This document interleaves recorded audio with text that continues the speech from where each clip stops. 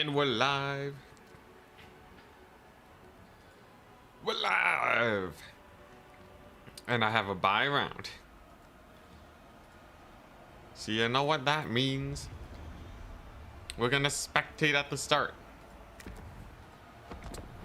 I just need a spec slot.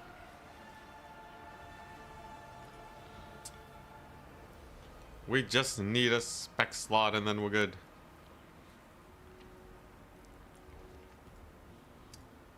But yeah, look at this. Lions. What makes this unit good? I know Paul in chat talking about how they're just skin wolves that don't regenerate, that get killed against infantry.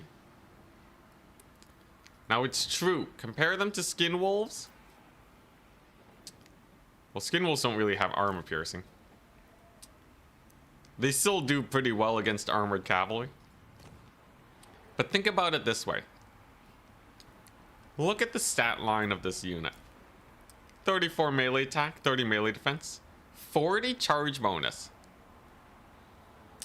They're Illyrian Reavers with AP. Let me repeat myself. This is a cavalry unit with armor piercing at 825. That's pretty good. Not a lot of factions even have something that compare. So look at questing knights, right? Bretonnia has to pay 1,100 for questing knights. Now they won't do nearly as well versus infantry, but against cavalry it's basically all the same. So that's the gist of it. Now they're not like an amazing, crazy, blow your brains out unit. But if you can keep them safe, and especially make use of their 82 speed, they will cook. Presumably. Presumably, that's what we're gonna be trying out today.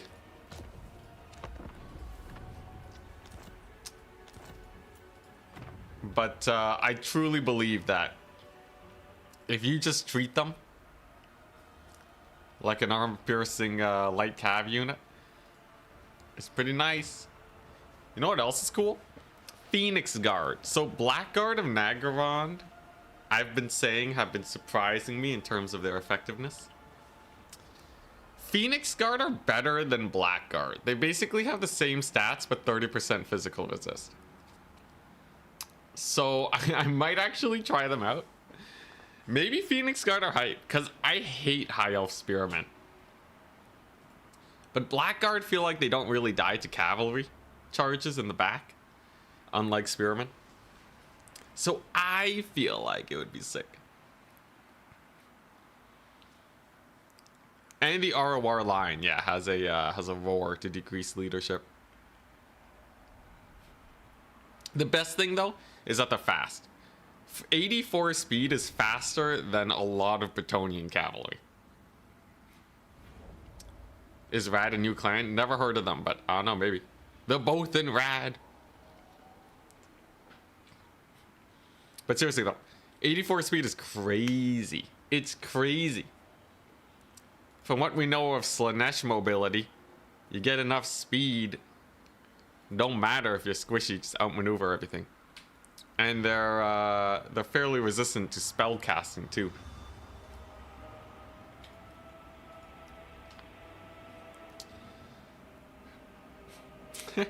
High Elf Spears grind for 10 minutes with their insane melee defense, then lose to the skeleton warriors they were tickling. Yeah, I've never been super impressed with High Elf Spears for 500, but anyways, we got a buy round. So game number 1, Hellebron. Ponty's been liking Hellebron, formerly known as Pontum's Claw. Maybe I was saying his name incorrectly a few too many times. But yeah, he has the Hellebron, Spirit Leech, and Purple Sun. I love that we're starting to see Purple Sun more. I think it's a cool spell. I'm happy to see it. And Bretonnian, man after my own heart. It's cav maxing. So, questing knight spam with Alberic. Love to see it. Oh boy.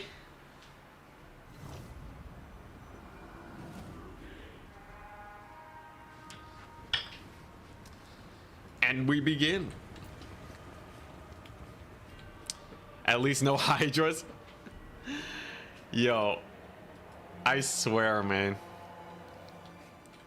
Yeah, he has Cold One chariots. Oh yeah, they're not Scourge Runner chariots. Yo, what's with the Cold One chariot meta? Bro, look at the range damage. Dude, they deal like Scourge Runners, for the record, deal like 150 because they basically have bolt throwers on them. Cold One chariots don't have bonus versus large. They just deal like 30 damage. Technically, you know, 65 damage. I'm not particularly impressed. Let's see. This better do 1,000,000 damage. Oh, hell yeah. Oh, that's where it's at. That's where we're spending extra money. Oh, yeah, look at that. He did kill one Knight of the Realm, though. Was it worth? No. I don't know why he's running Scourge Runners.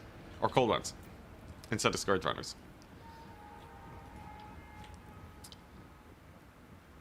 Yeah, I don't know.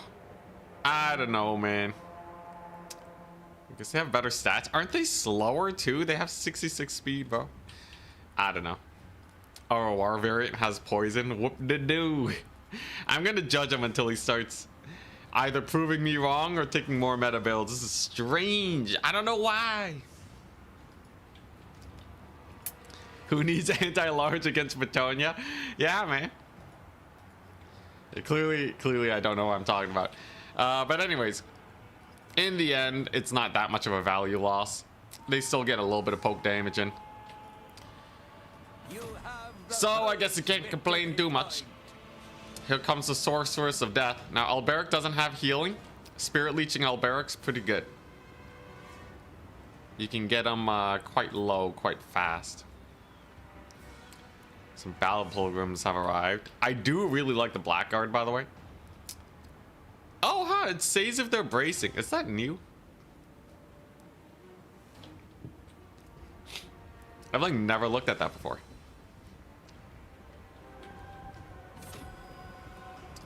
It says if they're bracing. Would you look at that? Dang. Wait, what cav are we calling underrated? I was calling the Cold One chariots underrated. Bretonnian cavalry is very rated. They are, yeah, Bretonnia has some of the best cavalry in the game. At least in terms of options. But also just generally. I would say Kislev have stronger cavalry, but fewer options. Yeah, I'm playing High Elves today. Very excited for that. Now he's using these chariots as actual chariots, which you usually don't see with Scourge Runners. Not as much anyways. So he is actually starting to make use of the Cold One chariots in a situation where they would be more useful. Mayhaps my judgment was a little undeserved. Then again, I still don't think it's that much of a difference. The biggest downside is that these are more expensive, but we'll see. Fun Trebuchet, by the way. Blessed Field Trebuchet has arrived. Already got 300 value. They're quite good against elite cavalry because it one-shots entities and whatnot. So it's a pretty fun pick. Damsel of Life to patch up Alberic. So now the magic has to be spent on Purple Sun. Which it is. Ouch. Ooh. Ow. Man. Each second, the damage ticks completely killed some Battle Pilgrims. And gets them down to the point of near uselessness. They are just out of here. But Bretonnia is not about their infantry. They're about the cavalry. And can a few rear charges kill off some Blackguard? That's going to be the big question today. Bretonnia might play the long con though and just play very safe engagements. They do have a trebuchet after all. But the first charge drops. Looked like a misplay, but no, it was building up for the wind blast from Alberic. Gets a good amount of damage on the Blackguard, but they hold quite well. They have Aspect of the Dread Knight. They're getting buffed up. Gaze of Cain. Mega melee attack. Pretty terrifying.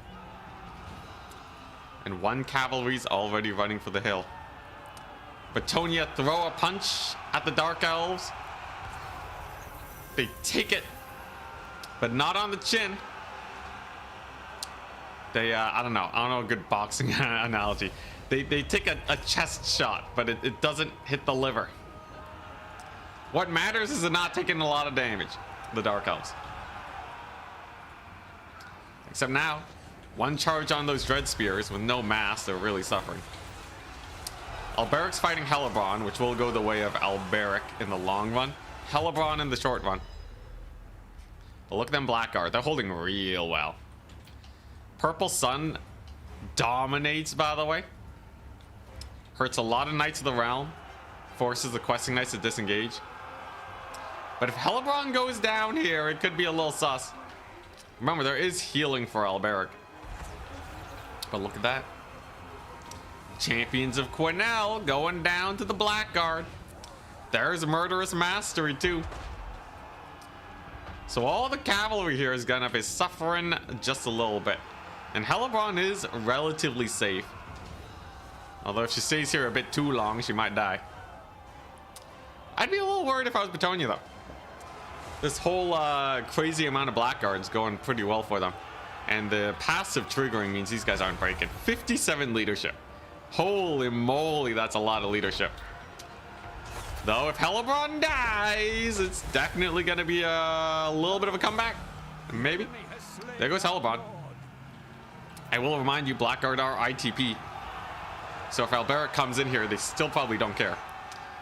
The leadership is so boosted. Murderous Mastery is plus 15. The unit's gonna die. They're basically unbreakable, man. Look, oh my god, winning in combat, flank secure somehow. They do not give a crap. Fun thing about Blackguard. Yeah, they okay, maybe now that they're on like 2% HP, they'll rout. Finally, jeez, man, 1800. Are we actually seeing a Blackguard meta? Ain't no way, man. Chest shot and lever. Dude, I haven't watched any boxing in my entire life, man. I don't know what I'm talking about. Hey, Urgerg, what's up? Yeah, we're being a filthy knife here today. Alberic's getting some work done. The loss of Hellebron has gone a few units off the battlefield. But the biggest thing, more than the leadership hit, is that Alberic will have a heyday. An uncontested Alberic is terrifying to deal with. His cycle charging is crazy. He's a glass cannon, but with nothing to break him. He will just keep swooping on in and causing pain, giving his crazy bonus versus large buff too. He's found another target.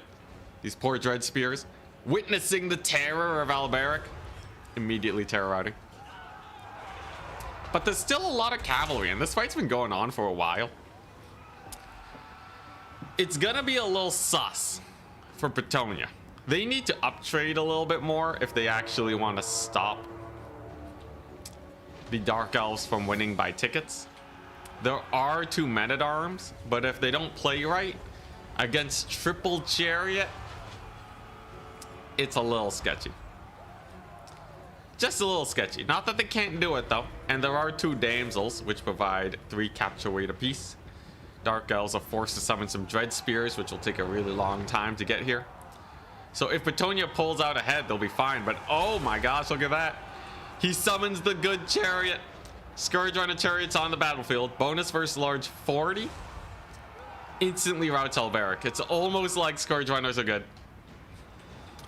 But a Purple Sun drops on the infantry. Dark Elves say, no, this is our point. Bringing down the hammer. Almost all the magic has been spent on Purple Suns. Surprised we didn't see a Spirit Leech on Alberic, considering how low he is. I feel like that might have been better, actually, than Purple Sunning the Men-at-Arms, but maybe he feels like Alberic's already out of the question here. There is, by the way, a full HP Blackguard.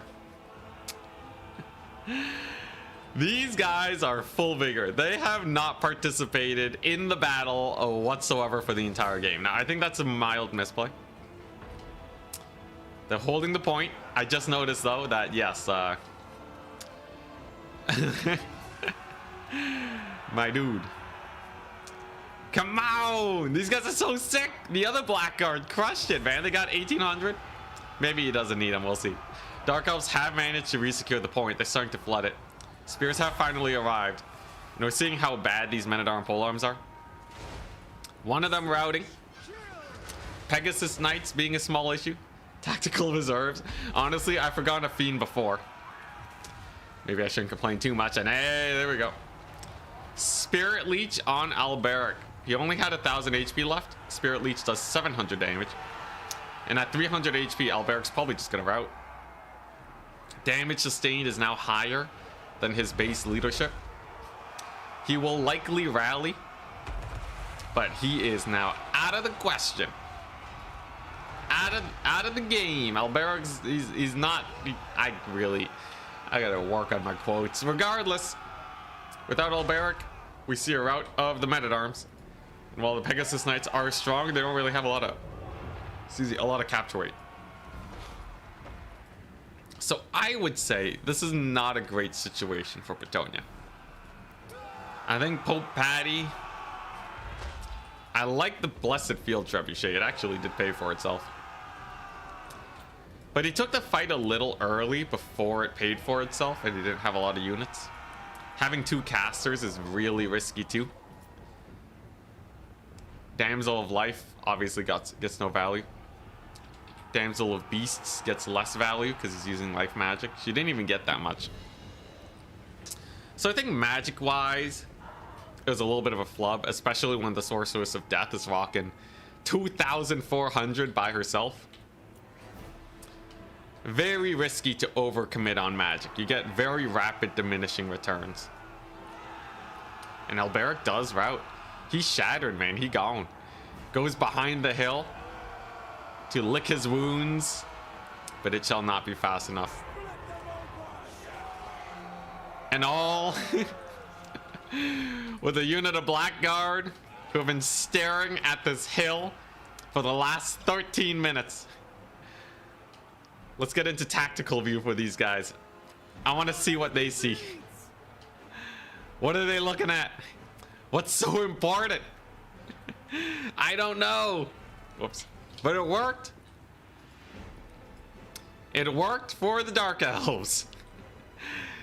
They only needed 1. They only needed, or I think they had 2 Blackguard here. That's all they really needed, though. I guess 6 of them died to something. Oh my gosh. Intessity's biggest opponent today is words. Yo, words are hard, man. English was my worst subject. Give me math. You have the foe's victory point. Oh man, poor Pegasus Knights too. Did they do anything? They paid for themselves. Just a little too late, right? It's gonna be hard though, facing a bunch of Blackguard. Build-wise, the Dark Elves always had a huge advantage. Because it was a Cav max into Blackguard. You really can't do much against that.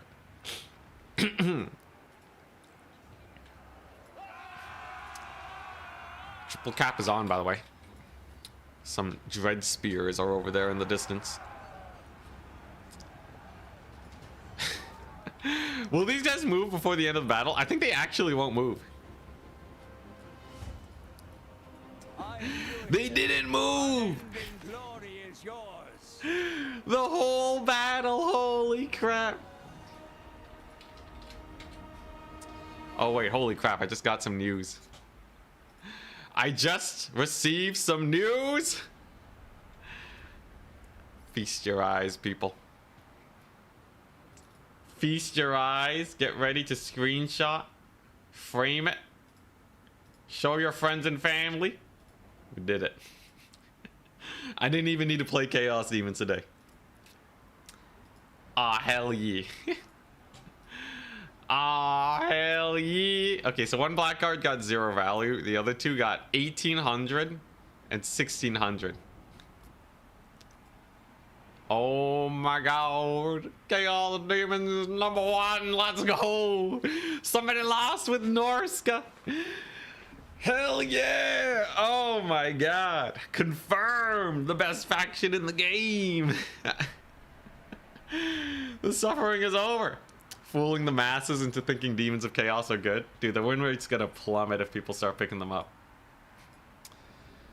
Oh my god. Oh, the long walk is done. We're free. 15 squads. Screw you. Thank you for making me not be sedentary. But god dang. Let's celebrate with some squats. Alright.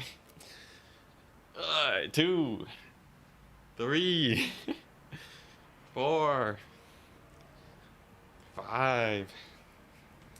Anyways, that was a fun matchup. I love seeing Blackguard do well. They're actually kind of becoming more of a Dark Elf meta. They're getting pretty staple. I don't know about you guys, but I'm seeing Blackguard more and more often. We need to hydrate, thank you.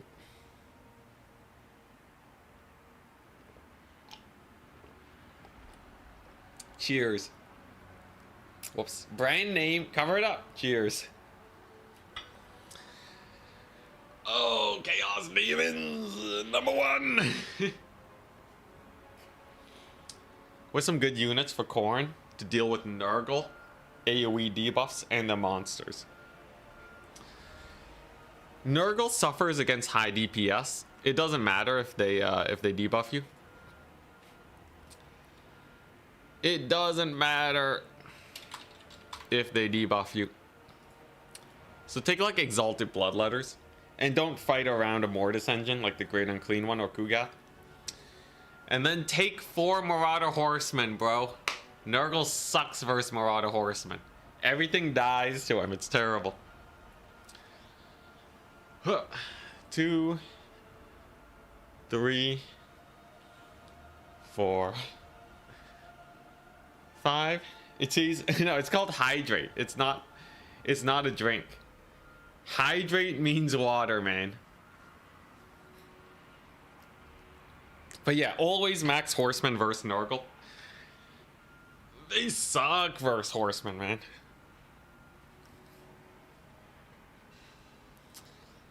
Alright. Ooh. Oh boy. Alright. 15 squats to get easier every time. Back on the exercise train. I did a little bit of jogging, some light jogging. My cardio is slightly better.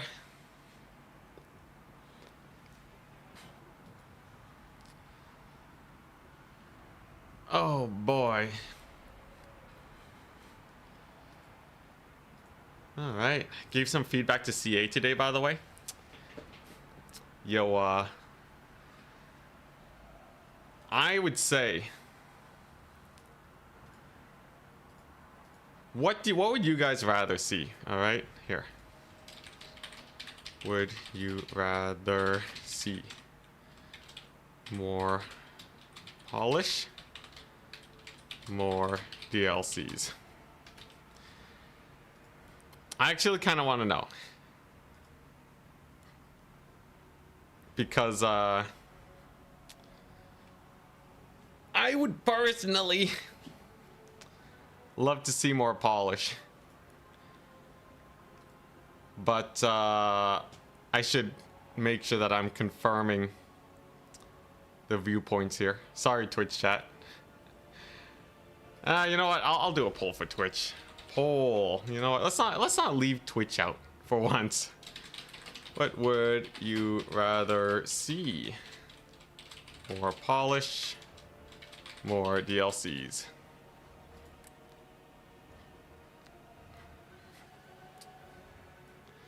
You know, there's a lot more votes for DLC than I thought there would be. I thought it would be like 20%. It's good to know. Optimally, we get both, right?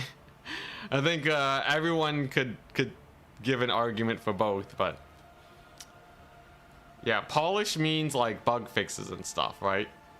So how do you make it where, like, you know, like the current big talking point in the community right now is that the game's broken, the AI doesn't work, all of that stuff, quality of life changes. So yeah, I just want Nagash. That is true though, right? I think I've heard people talk about Nagash, end times, that type of stuff. Thankful.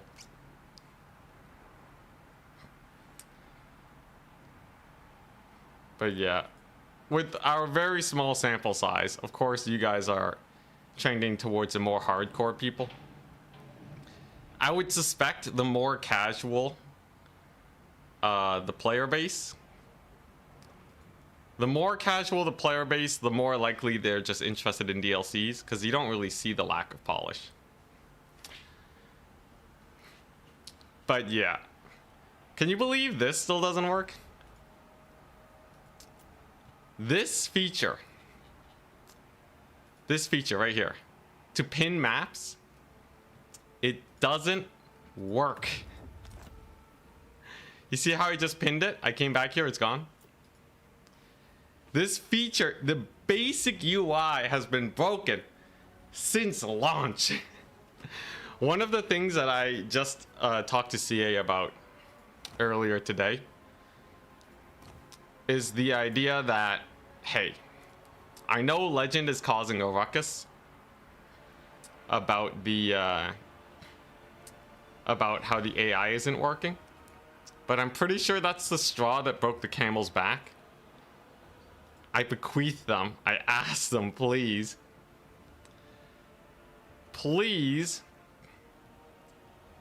don't fix this one AI issue and think that it's done.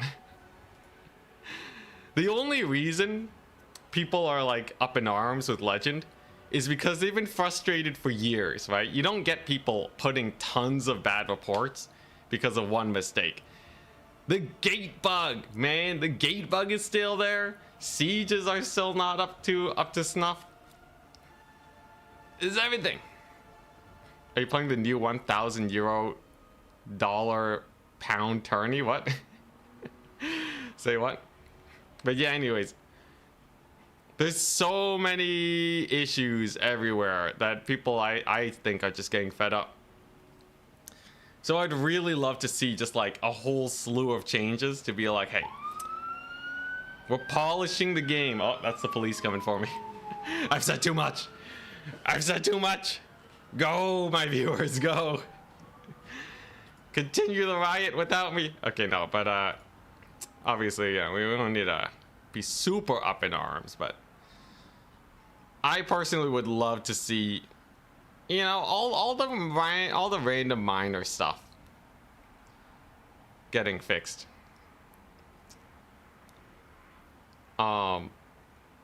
Yeah, I think it would build up a lot of goodwill. I do think DLCs are great, though. I think they're amazing, but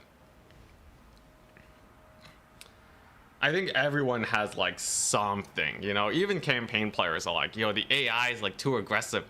It's not thinking correctly. Oh, it's a 1,000 euro land battle tourney? Oh, okay. I'm honestly not good enough at land battle though to do that though. I'm not good enough at land battle to win. It's not worth even trying, really. It's a whole nother meta. I'd have to spend like weeks learning the meta and practicing. There's a lot of like weird stuff, and then there's the rules. I have a personal distaste in playing land battle tournaments because there we go, when done. I have a personal distaste because a lot of the time when there's a lot of money on the line, you have to break the rules to win. So what I used to see in Warhammer 2 is that people would break the rules, but very slightly, so that the tournament organizer, it would not be worth their time to do a rematch or give more than a slap on the wrist to the player in question. And that's not really like a fun playstyle for me. But like if we're actually talking about the meta, right? Like you should barely be breaking the cycle charging rules. You should barely be breaking the advancing rules. And then if you do that, you're fine. I don't know if they changed it since the last time I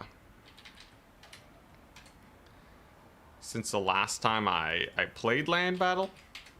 But that's kind of the state of where it was when I stopped playing it.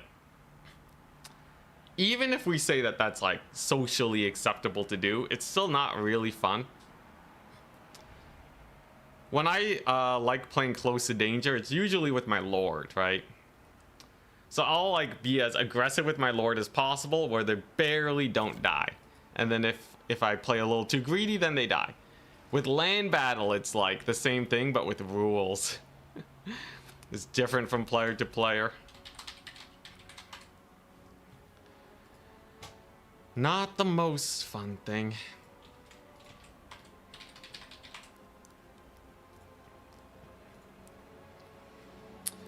Anyways, yeah, I think yeah, if Sipar and Alfredino are playing, they'll win it. There's no way I can compete with them.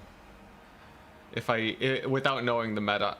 Even if I know the meta, last time I played against them, they were pretty difficult to beat. Cycle charging rules? Yeah, so in Land Battle, you know the video, the legendary video that Legend posted, where he did dragon swooping for 4 hours to kill an entire army? Yeah, imagine that, but in Land Battle, in a multiplayer game. There is nothing stopping you from infinitely swooping for 4 hours. So naturally, there has to be some rules, right? Okay, we gotta stop swooping. What else can you really abuse? It's just boring to watch and boring to play against. Spell kite. There's a few ways that you can get infinite magic in this game.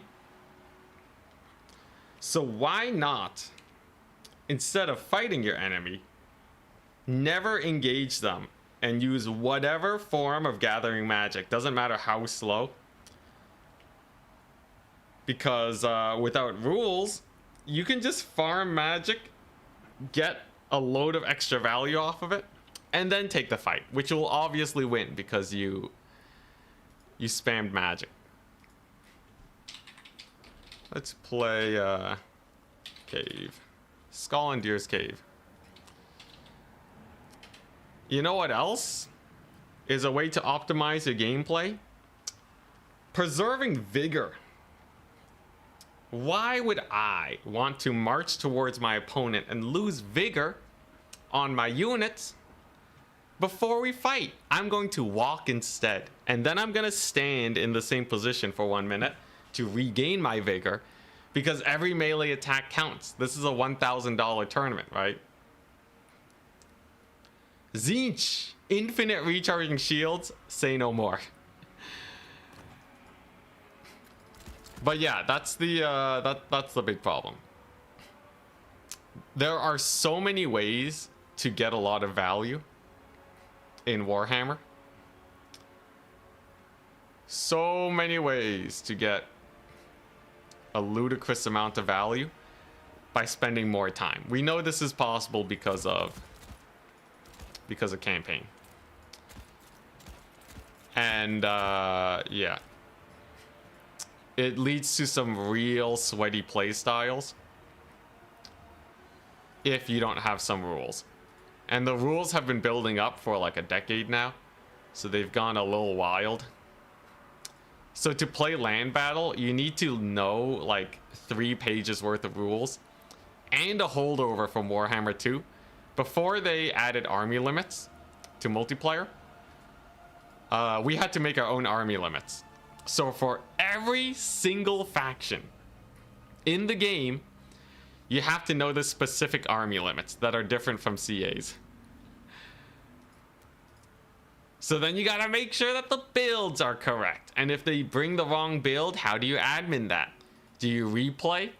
What if a player disconnects? In land battle, when you have... in land battle,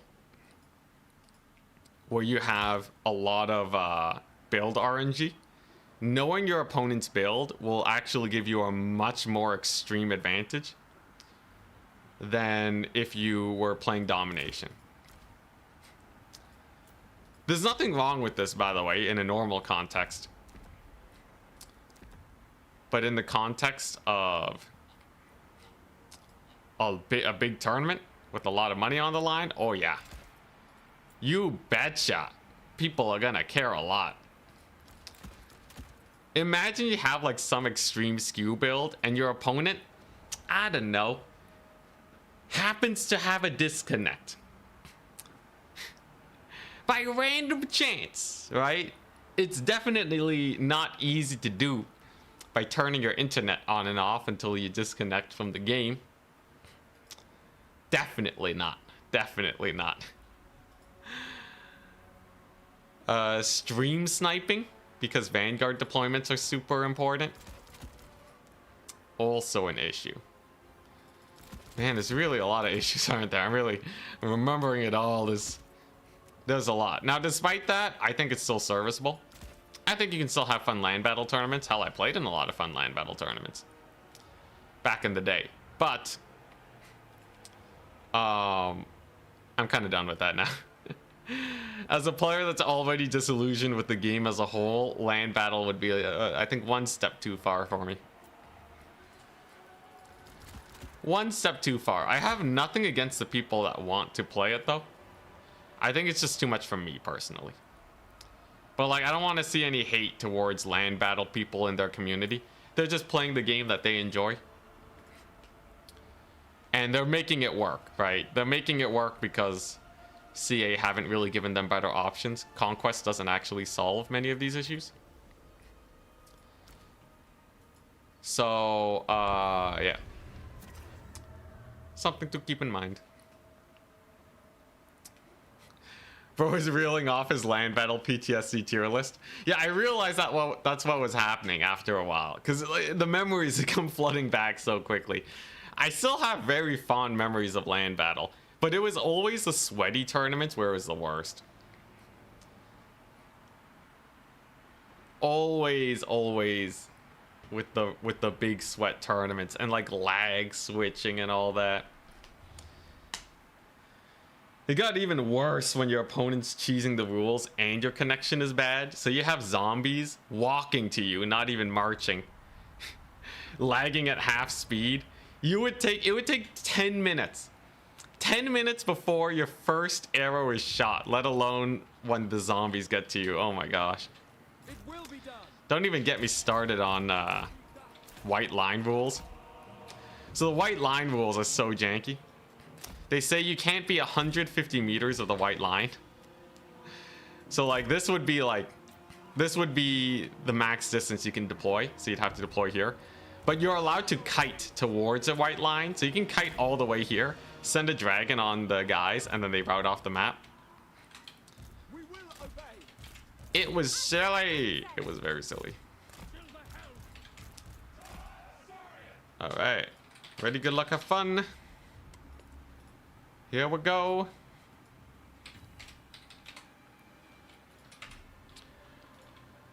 It's a standard kite. We are seeing a double manticore. No hydra, okay. The burning head. The flaming sword. Holy crap. Now, I got a lot of AP cavalry. He has 11 units, so clearly there is some sort of shenaniganry going on. This man likely has shades. Who would have guessed it? Should be able to play a pretty mean kite, though. Just gotta make sure the shades don't appear out of nowhere and blast me. That'll be a very difficult shot to deal with. I'm gonna start bullying his lord. Don't want to get burning headed. But yeah, where you at, man? Where are your shades at?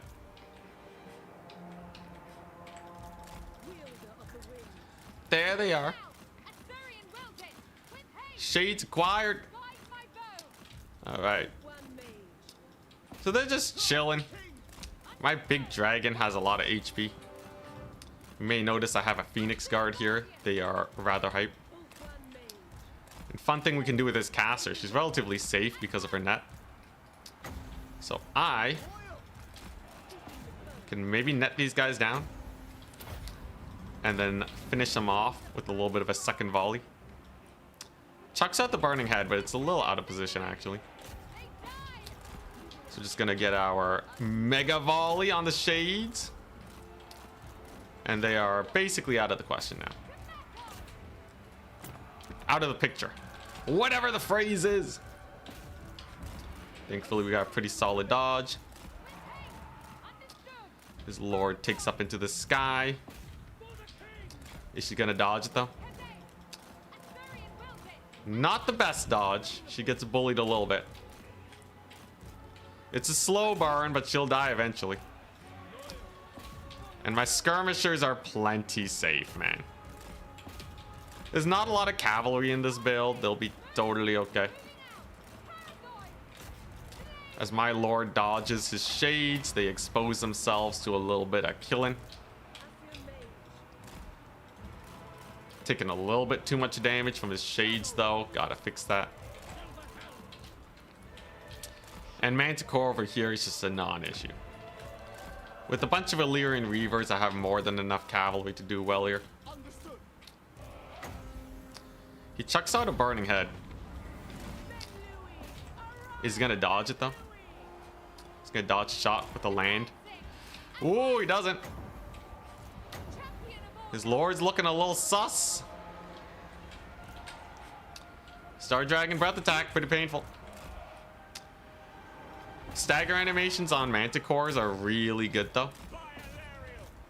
So she will live, but quite a bit worse for wear. If she starts moving though, she's a dead one.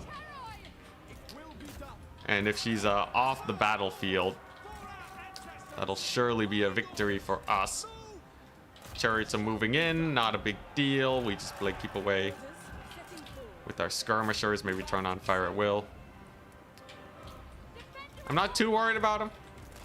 I'm also not too worried about the shades. As long as they're not shooting my super expensive stuff, we're pretty comfy. One more volley here should do the trick too. There's a second caster. There's a beast caster with Manticore summons. Okay. But crazy. But they shouldn't be able to do too much, I don't think. Looks like we got most of his shades shut down. Very nice. Turn off fire at will again. And then we just want to be very efficient with the rest of our ammunition here.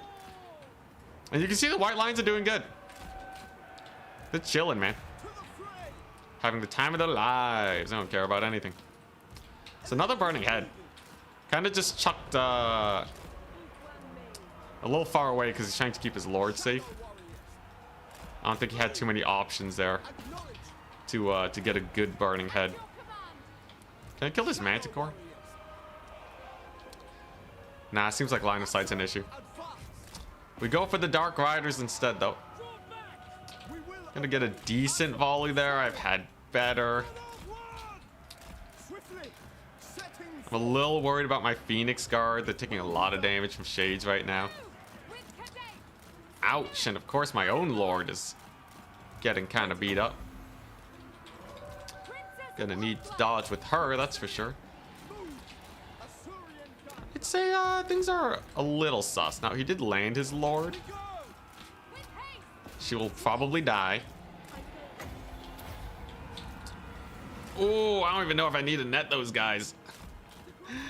They got brutalized. Oh my goodness. We'll net them down to finish the job. And goodbye, Dark Riders. We advance. Chucks another burning head, but it shall not do very much. Phoenix Guard have been grinding. Shadow warriors. They've been grinding pretty well. Loyal. You'll love to see it. And his lord is dying to the rather fast lions. Love the war lions, man. All we really gotta do now is clean up. And as you know, with mobility, cleanup should be relatively simple. We have the vast superiority in terms of our mobile strength, which is faster than these Cold One Knights. So if I outmaneuver them, I think we'll be good. And my lord can start hunting down his. Quickly now. All I really gotta do now is save up for the Fireborn, probably, and then I'm happy. Cold One Knight shouldn't be able to do well against these lions. He does have a little bit of shade support, though. But there's a lot of time to just slowly come back in value here. And I believe when I desummon these guys, it's gonna be pretty over. Manticore, though, did get the route. Oh, Manticore is coming for me. The Manticore is coming for me. Run for your life. We away. We advance. Actually still has a lot of shades left, too. Can I catch the Manticore out, though? Maybe. Maybe I can route it before it becomes a big issue. A lot of these guys are kind of having a rough time, too. Cold One Knights will be a menace. But my lord does live. Is that a summon? Okay, it's a Manticore summon, thank goodness.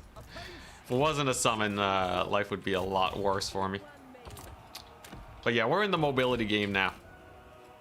My lord has survived, and I have the Fireborn. And he hasn't captured this point, because this fight's been very close on both sides. He shouldn't be able to get in with his lord either. I will just kill off this one Manticore while this one disintegrates. There we go. So that one should be off the battlefield very soon. Manticore is slowly but surely disintegrating. Take a little bit of time, but it'll get there. Nice. All right, and my Phoenix Guard, they live. Against all odds, they live. All right, so let's capture this point over here. Has a lot of ranged, not much else. We should be okay. Dang, that Manticore summon lasts a while though, doesn't it? Might as well capture this point. And then it's all about making sure the Scourge runners don't give me issues. Now, with the Fireborn and this much cavalry, it should be rather straightforward. Running over his Dark Shards here. I foresee his Dark Shards having a little bit of a rough time. And if I can get a Lord Snipe, that would be sick. I don't know if we'll actually achieve it, though. Though he may whiff, you never know.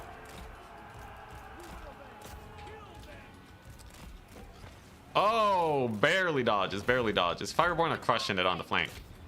However, she does have fire whilst moving, so I can just chase down the Lord. Oh, but his Manticore's still alive. If it gets a good hit on my Lord, that'd be really bad, but she's on a Star Dragon. She's a menace.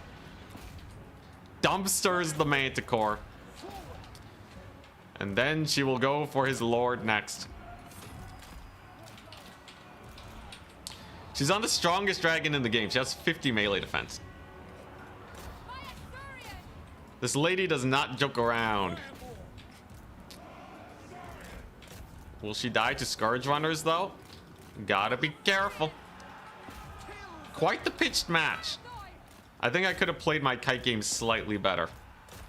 I think we do still win fairly decisively in the end. But definitely, yeah, definitely could have made it a little less sus. Oh crap, the spears. The spears, they hurt. Okay, my lord's having a bit of a rough time. So is his lord, though. As long as mine stays on the battlefield, however, I'm okay. Dodge, you lady. Dodge, you darn lady. Run for your life. Run, dang it. She's okay. She's a Chad. Absolute Chad of a lord. She's totally fine. Yeah, who needs capture points? Net down the chariots. Stop them from killing me. Ooh, great success. A battle of just raw trading value. My opponent actually played pretty well, using his shades to such a strong advantage. In the end, they were not able to cook. But definitely a scary game. My lord will now sit back in retirement. His lord has fled the battlefield. It looks like we just barely come out on top. How marvelous. Kate build went pretty well. I had enough time to resummon skirmishers if I really wanted to do that. Scourge runners make it a little sus, but I'm pretty happy with how it went. Look at that, these guys are in. And the war lions, they're just really good mobile cap. They're almost as fast as my reavers. Let's just net these guys. Net and charge them. Got a pretty sick triple cap going on now. Very nice. They're also quite good against the Scourge Runners because they got 30% missile whiz. Another very nice bonus for the lines. See this? This is the playing close to death that I love doing. If your lord is on the brink of death, it means you probably made use of them to their maximum potential. Or you misplayed and threw a lot of HP off of them. One or the other. Fireborn. Whoo, that's a lot of Fireborn value. And you can see, War Lions versus Dark Riders. It's not bad. They do quite a bit on the charge. Although those Dark Riders are not counter-charging. We're good though, we got them. I'm surprised he's still in the game. That means that he feels like he has a play. I will respect that decision on my opponent's end and continue to play my heart out. Yeah, I brought one Shadow Walker. He has poison attacks. Poison's pretty fun against yeah, it's pretty fun against the units trying to catch you. It's just that little extra slow that you need to stop them from jumping you. It's a thing that I've seen Charix do. It seems to work out pretty well for him.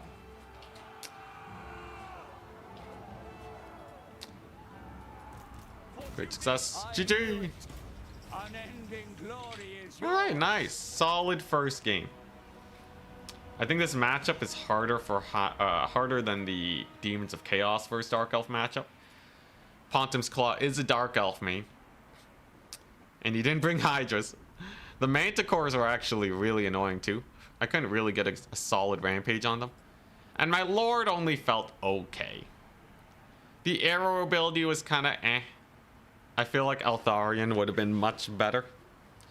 But I wanted to lean heavily into the kite, but if she's not killing chariots, Eltharion's just better. Phoenix Guard did not do very well. Phoenix Guard were kind of a flub, just fighting spears. I think they would have been good if he went for a Cav Rush build, though. Because then they could just hard defend my dudes.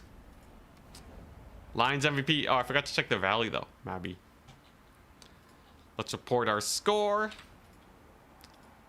High Elves versus Dark Elves. A solid game number 1. Now, we did get a bye round. Yeah, we got a bye round first. So we missed out on one High Elf game. But we got to watch a fun Bretonnia versus Dark Elves with Blackguard. I kind of want to try Phoenix Guard versus Bretonnia now. I feel like they might do well. One of them killed 145 units. Hell yeah. The Lions are really sick. They're faster than, let's see, like if you look at Empire Cav, the Lions have 6 speed over Empire Knights. 6 speed over Knights of the Black Rose. They're way faster than Demogryph Knights. They're extremely faster than Dark Elf Heavy Cav, though technically slower to their fast stuff. But yeah, which unit? Oh, yes. You can't see the thumbnail if you're on Twitch. It's the War Lions. It's the War Lions. They're sick. I should also definitely run this, the Regiment of Renown. Mighty Roar. -8 leadership, -25 speed. In a game where you're defending your skirmishers, having some high DPS counterchargers is so good. A lot of people wrote them off before, myself included. But with the advent of Charx showing off how good they are, I think I may have fallen in love.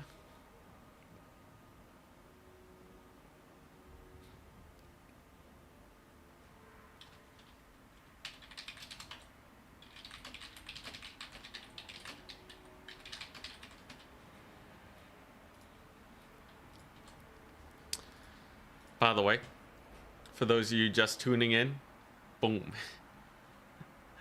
Boom! Oh my god. Absolutely huge. Oh man, it took so much effort. I had to play like 70 games of Chaos Demons. Maybe more. I think I was playing like almost like 80 or like 100 games. Oh my god.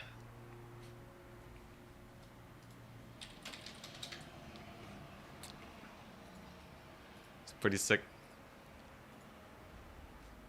You think War Lions are not very good? I feel like it's more of a case that they're good on the High Elves. I agree, but also they bring something that your light cavalry don't. A lot of factions I think would actually want War Lions. So like look at Empire. They don't really have AP cavalry until you hit Demogryph Knight tier. And Empire is a faction that struggles versus Cold One Knights. You know what dumpsters Cold One Knights? War Lions. Kislev have the thing in the woods, but they're 70 speed. These are just like a worse War Lion, really.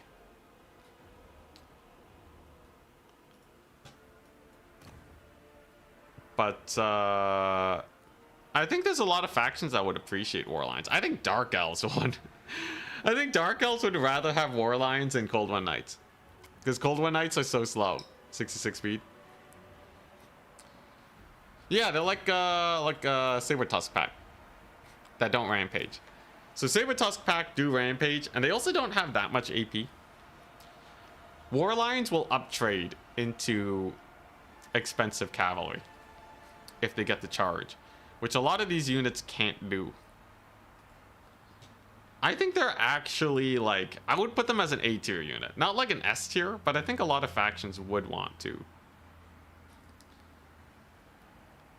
I think a lot of factions would definitely want to try them out. Round 3. Oh my gosh, we're up against the Dangler. The Revenge of the Greenskins. Oh boy. Alright, sorry Ponty, I'm gonna have to click you. Yo, I'm High Elves. What's up, Meaty Dangler? He's our resident Greenskin main. This should be fun. The big advantage I have against the Dangler is that I know the build that they are going to run. Meaty Dangler runs very consistent infantry spear builds. Then, what's Dried Floodplain look like again? Ah, Dried. Alright. This should be good. I'll block it just in case he wants to hang out and chat.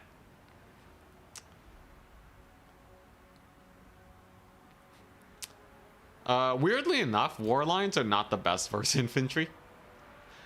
They don't have a lot of impact damage, so the charge is just weaker against them. I would totally run war lions purely as a cav option. Weird as it may seem, but I do actually think you should be using the unit as a cav fighting. It's not the end of the world to charge infantry, but like it's not the best, unfortunately. All right, so Greenskins. So the Greenskins. You want to play on Jade Tomb, all right. I think I have a fun build. I think I have a fun build ready for my opponent. Very interested to see what they decide to go for against this, as High Elves can be kind of weakened to Greenskins a lot of the time.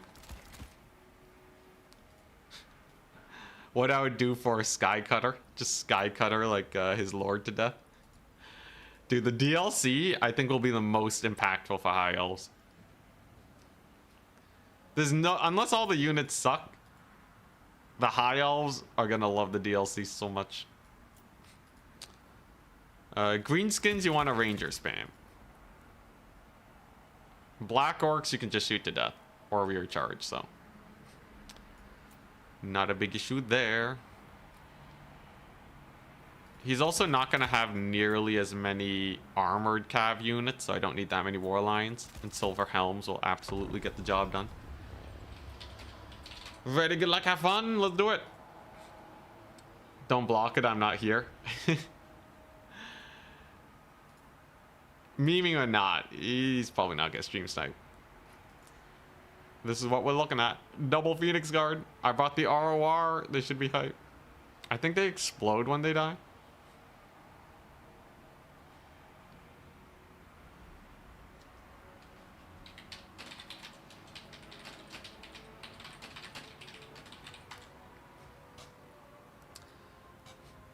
Oh yeah.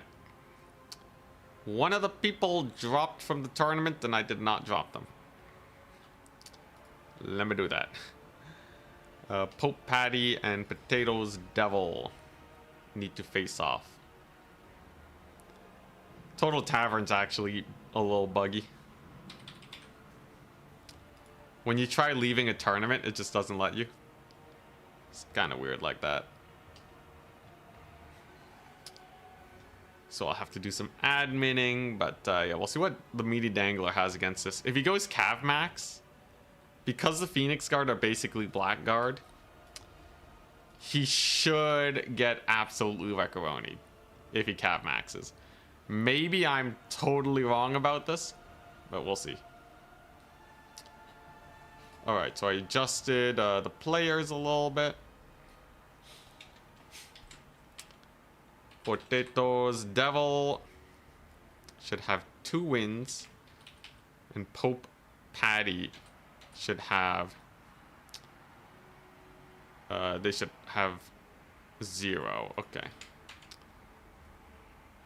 yeah, there we go. So I gotta fix this and then we're good. And Potatoes should have 2 wins. All right. Yeah, Potatoes should have 2 wins. Okay. We're goodies. I think Trizik's already on the job, though.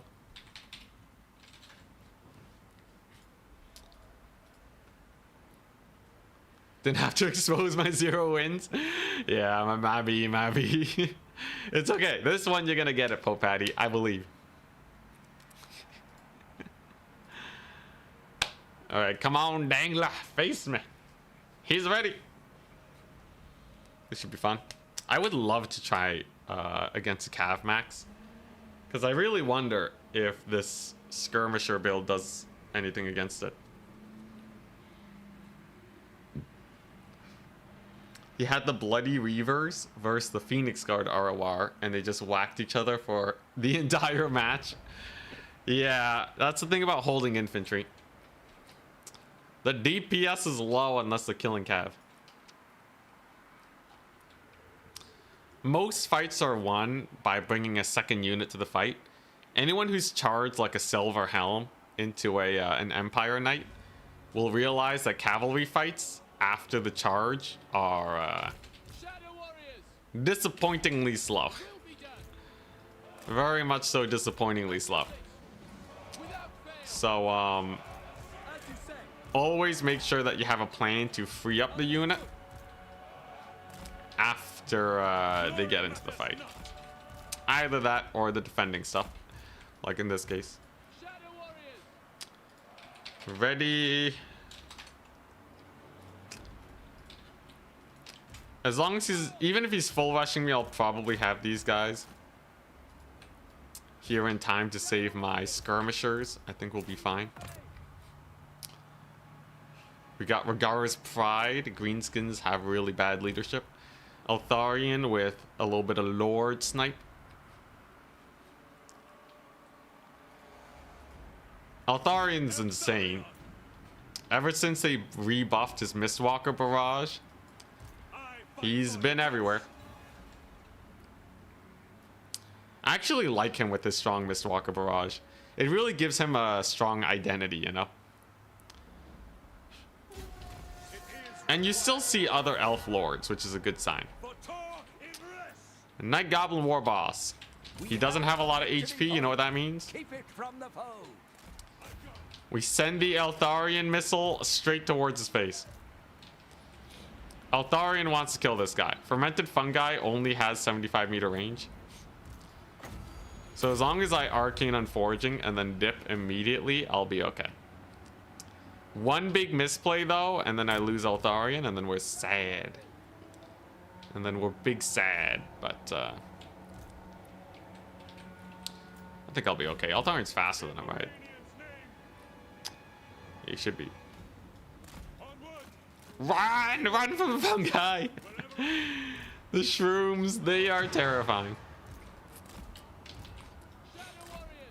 Alright, now do I want to use my ammunition quickly or efficiently? I'm kind of opting for quick at first because we don't know if he's going to full rush me. A full rush, we want to use that ammo fast. Arcane Unforging hurts a lot, by the way. That was rather painful to such a small little gobbo. And yeah, here comes the full rush. Now, I could turn Fire at Will on, but shooting the Orc boys is not efficient. It's the Orc archers that we want to pepper down,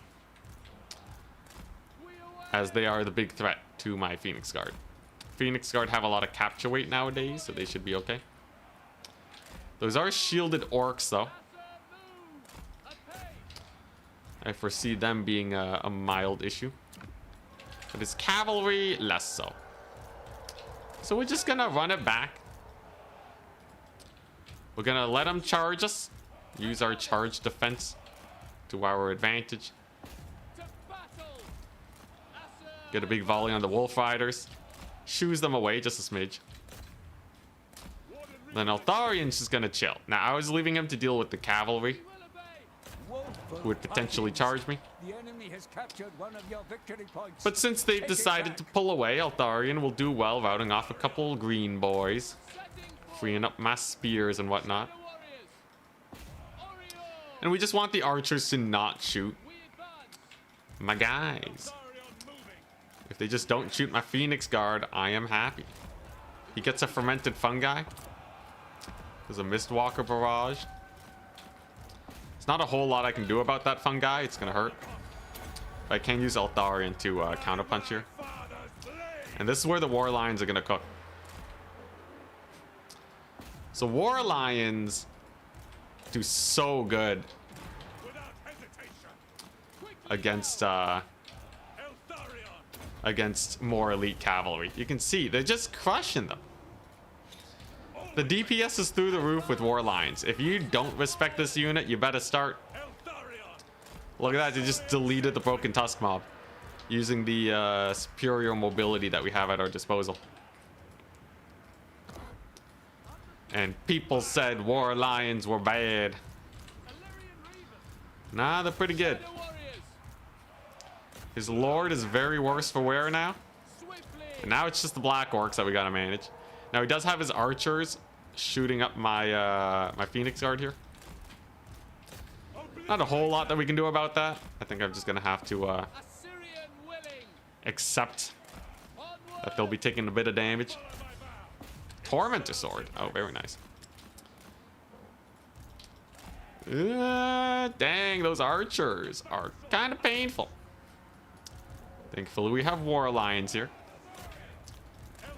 to bully his black orcs. Definitely want to chase off his cavalry and such. Then I could probably use some Eldarian action here. As long as one Phoenix Guard lives, I think we're still relatively in the clear. Let's get a rear charge on these black orcs. Just really hammer them and try and get them out of here. I'll take a little bit to actually break their leadership, but I think this will barely do. All right, and the Phoenix Guard are doing what the Phoenix Guard do best. And that's hanging around for millennia. These Wolf Riders are gone. The Black Orcs are gone. We got a Mistwalker Barrage. How wondrous. And then another Arcane Unforging on this guy should put him in a bad place. I kind of want to save up for the Fireborn. I feel like they'll do really well. Oh, that's a huge routable situation. So there go the spears now. They're out of there. He uses a fermented fungi, but that's not going to help him out too much. Because that just gives Eldarian more space to get work done. And a little bit of cav here is no biggie. Yeah, as long as they're literally not big guns, I think I'm okay. Oh, there is one actually. Something to be wary of. Oh yeah, Arcane Forging also increases your cooldowns. That's pretty hype. I will have to be careful though. There are a lot of Black Orcs left. And I don't think I have time to bring in the Fireborn. I think I gotta bring in more. Thankfully, I still have this point. The extra capture weight on elite units. What a marvelous change. So I'll just kite out these Black Orcs here. Chase off the few units of infantry. And then just keep winning these cav fights. What are these? Savage Boar boys? I think we're gonna rout these guys off before that becomes a big issue. Black Orcs I'll just chase off. And then how's his lord doing? His lord's suffering pretty hard. He actually just dies to a cav charge, so I think that's gonna be on the docket of things I want to get done. You can see how bad the lions are though against infantry. Gotta be real careful about him. Eldarian's doing great though. And I just need that smidge of a cav summon. Black Orcs I'm just gonna straight up ignore. The Black Orcs with shields, they're just gonna chill and be annoying forever.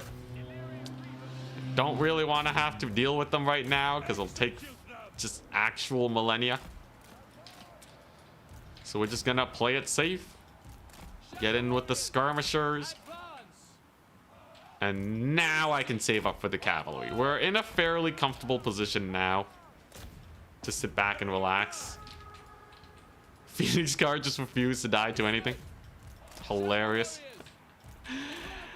I will say, the Phoenix Guard are some of the best holding units I have ever worked with in my entire life. They actually just don't give a crap about anything. They've been here since the beginning. We will have to yeah, take back some points soon though. Time is of the essence. Gonna have to use some cav to save these guys. Hey, we got a Snotling pump wagon route though. That's good. Let's just finish the job there. Mistwalker Barrage is activated. And dang, that capture weight, man. Capture weight clutching it. A little bit of a micro trick here. The unit that he's charging, pull away. The other unit counter charges. It looks like the Greenskins just really didn't have enough oomph. He was trying to armor check me, which is one of the reasons why I really liked having some war lions there. Gotta have that good deeps. Skirmisher volley there, very painful versus the Orc Board Cavalry. They rout off before they were able to get their bonuses from charging. And no amount of cavalry will ever secure this point. So, a very comfortable kite game. A very comfortable kite game. Now I have my cav. We can get the Ragara's Pride in here. Home point is so secure. You've never seen such a secure point in your entire life. And then Eltharian's gonna finish the job. Unless, is this Mistwalker Barrage coming up soon? 5 seconds? Oh boy, here we go. The Eltharian Mistwalker Barrage is sick. So he thinks he's gonna get value with the Cav Surround and the buff spell. But there it is! Kerblamo! It didn't do that much. Could have been slightly better. He's gonna rampage me. Actually overcast with his dude. Ooh, silence before he could shut us down. Brutal. Arcane Unforging. Yeah, look at that. Thou hast been unforged. Good stuff. Meaty Dangler plays a pretty mean Greenskin, so it's nice that we're able to actually beat him. Don't want to kill off the caster. You want them to walk off the map so that they can't be resummoned. And at this point, we're doing pretty well. A solid game. High Elves don't feel nearly as devastating as some of the other factions I've played.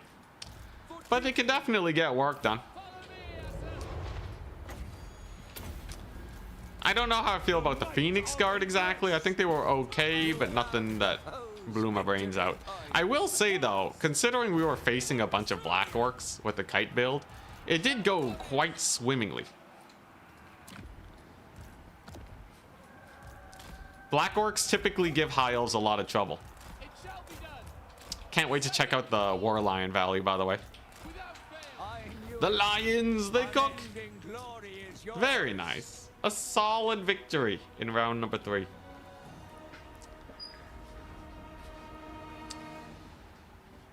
Three model Phoenix Guards still chilling, yeah. Your leadership's quite nice. Phoenix Guard got okay value. Skirmishers did okay. Yeah, they didn't do that much, but once desummoned, it's still a value train. Eltharian's just a raid boss. Don't mess around with Eltharian, man. There's a reason why people take him all the time. And look at that. Lions are pretty good. This one helped route. This one paid for itself. Combined, they got about the value that you would want. And of course, they were doing very important jobs like killing big guns. Because look at that. The big guns got shredded. Absolutely shredded. Before War Lions, High Elves did not really have a good tool to beat the cavalry. That's what I'm saying, man. It's the War Lion tech. Charix knows what he's talking about, which is kind of terrifying.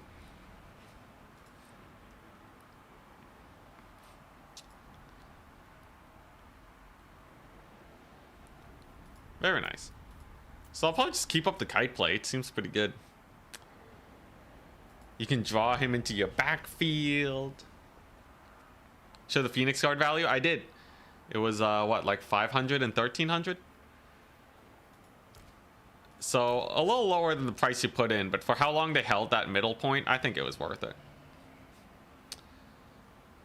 They account for 15 capture weight, but they have to not get shot to death, which is the big issue. I would say most likely it's better to just spam White Lions. As boring as it is, I think White Lions will just do better because they actually have DPS.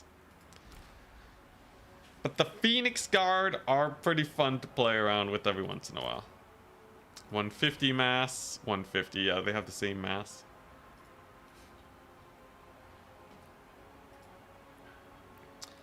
I jinxed your game? No! You forgot to move your Grail relics? No! Brutal, man.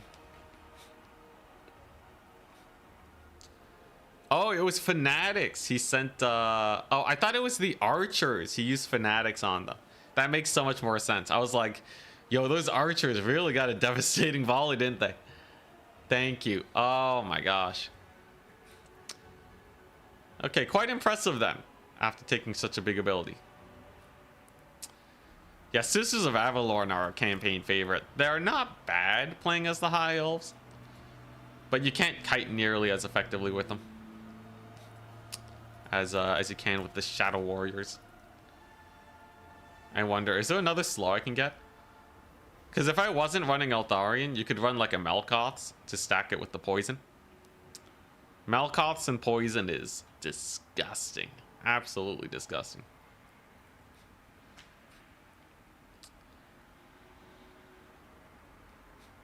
Phoenix Guard with shields.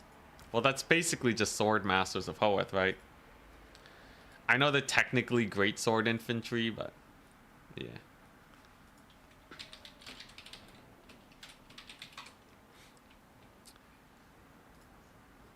Alrighty. Righty.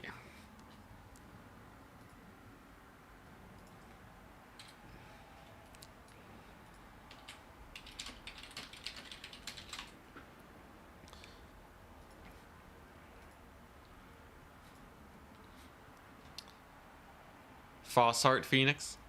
Oh yeah, that's true. So you take the Frostheart Phoenix. It has Frostbite and the Blizzard Aura. Okay, wait. So that's 30. That's 42%. That's 57. It's a 57% permaslow if you're in combat.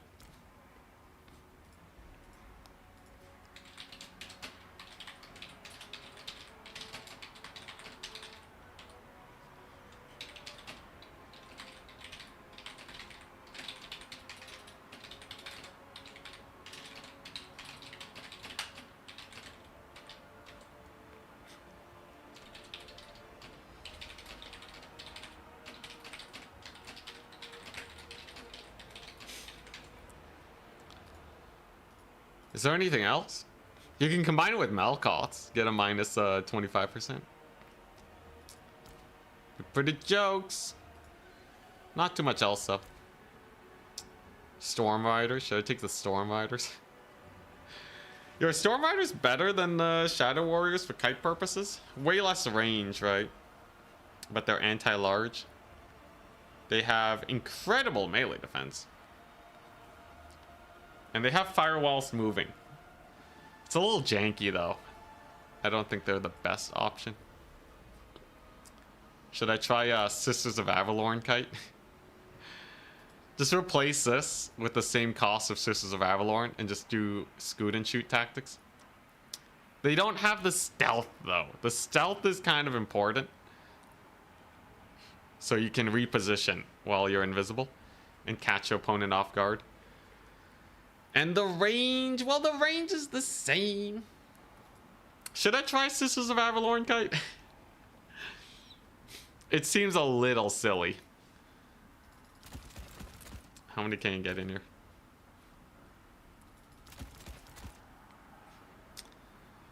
Yeah, I can do like Sisters of Avalorn and like the Storm Riders and then just retreat. Yes, go. Oh boy. What a silly strategy. Sisters suck at kite. They're elves though. Shouldn't they turn and shoot pretty fast? Yeah, the quad sister build I brought that one time. They're also armor piercing. So now you have an armor piercing kite.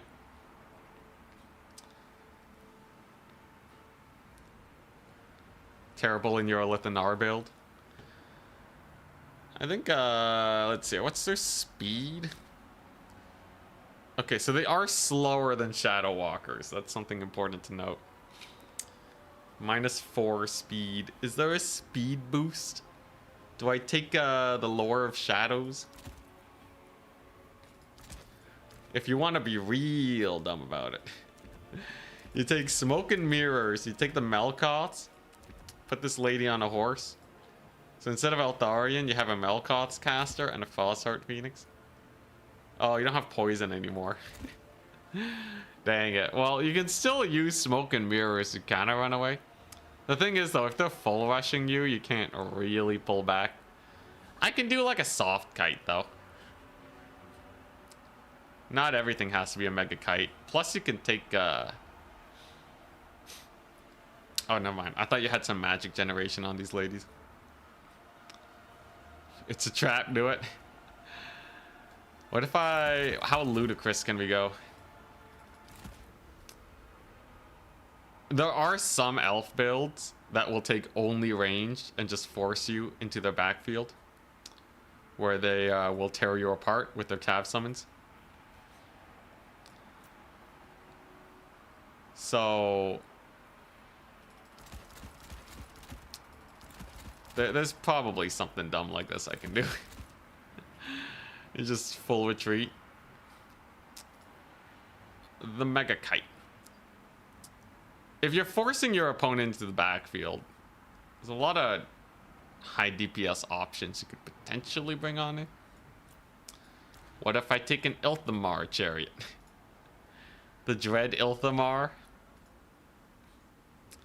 Arawar Sisters raise Winds of Magic. It's only Winds of Magic regen, right? Yeah, it's just power recharge. What I want is something like this that increases reserves. But unfortunately not. This is kind of funny though. Hell, I could take this lady on a Moondragon. Now we have Eltharion at home with Melkoths.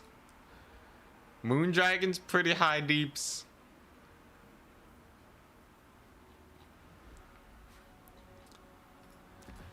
You can kind of do a build like this. You're gonna have to retreat all the way to the backside of your deployment.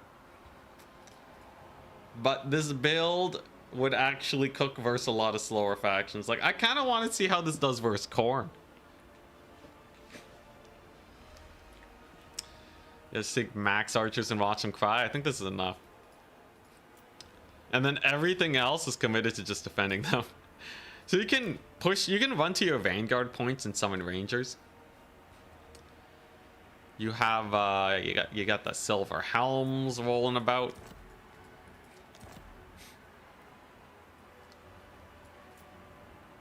I give it a hard maybe.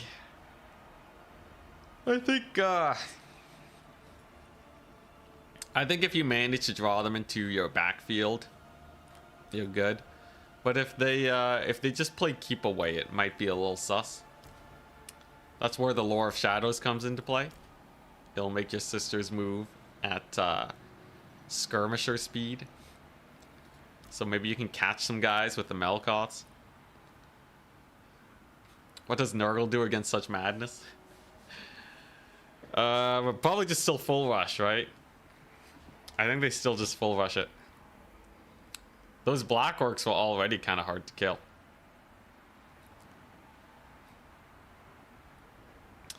Overcast Arcane Unforging, it only increases the range and cooldown reduction, I believe. I remember you basically don't overcast it. Ugh. Ugh, that's so bad. Oh my god. It will increase the cooldowns by 15 more seconds. If they added a spell in the game that's 4 Winds of Magic, increase the cooldowns by 15 seconds. I might run it as like a little counter spell thing, but like on such an expensive spell that you're not casting often. Nah, man. Nah, that ain't good. Thoroughly garbage.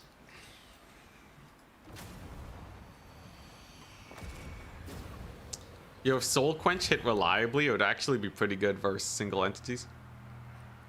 Imagine shooting a Soul Quench at a little gobbo. Insta-death.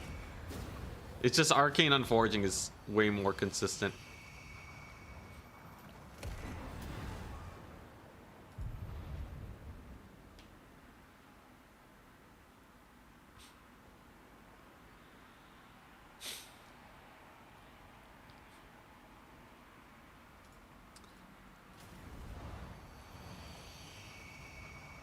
It exists.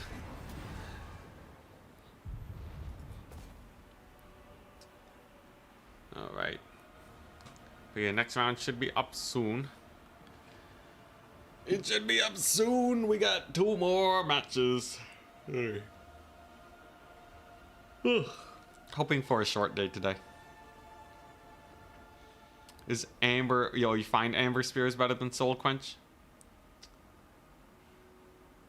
Yeah, I think it's they decrease the cost of it, right? Does Amber Spear hit reliably? Can you actually use it as a good Lord's Knight over like a Spirit Leech or something? Let me see. Troll Country. We take 2 casters, one of them with Amber Spear, one of them with Soul Quench, and in the other corner we're gonna have 2 Azazels. What will do better? Want some more squats? Please, no. Not like this. Really? Apparently it's quite homing. Okay. Perhaps some undiscovered tech for the Lord's Knight. At your command. Come on. Ultimate mage. Alright. Orders? Amber Spear, Overcast, 10 Winds of Magic. It's gonna do 1,200 damage. Ultimate mage. Not bad. The problem, a lot of guys will have missile resist, but not Azazel. So it did a solid 1,000 damage to Azazel Spellcaster. for 10 wins. Let's take a look at the soul quenching. Sight on. Overcast. Hear me. Since it does quite a bit more damage supposedly, and it quenches the fool. The damage is mild. My power You're kind of is seeing the yours. same effect. I think Spirit Leech is just way more consistent though.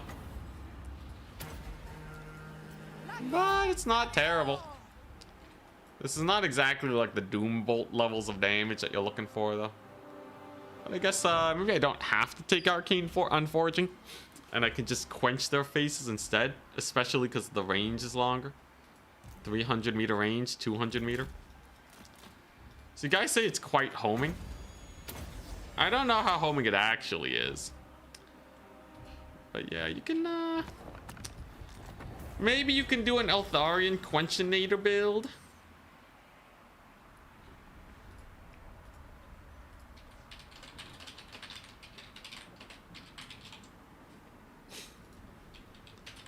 I might try out an Eltharion Quenching. Alright, advancing the Swiss. Goblins. Round 4. It has begun, and I'm up against Navigator. Well, how do you do, yo? I'm High Elves. Didn't get to face them in yesterday's tournament. Today shall be my redemption, as Navigator is a fairly proficient player. They're playing Wood Elves though, so I should be fine. Now, we're not gonna meme versus Navigator, guys. I think that would be a silly play. We're gonna test out the Kite v Kite situation.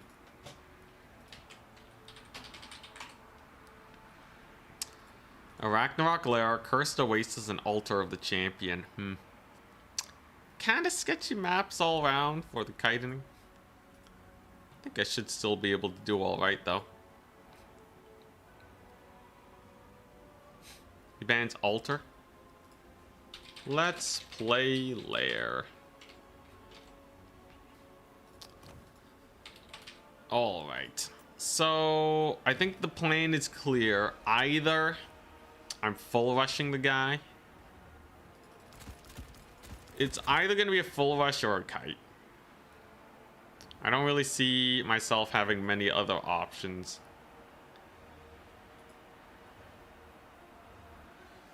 not too many other options, so fingers crossed he doesn't have a sick build against ours. Ragnarok Lair is kind of an awkward map. It does have trees, so you can use those defensively. Oh dang, he already ready. He already ready. Oh boy. Very interesting.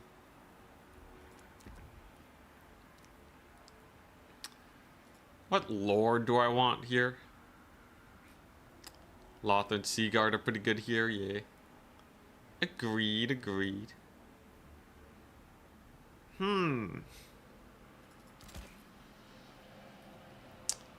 What might we expect from my opponent today? This'll probably be good. Oh!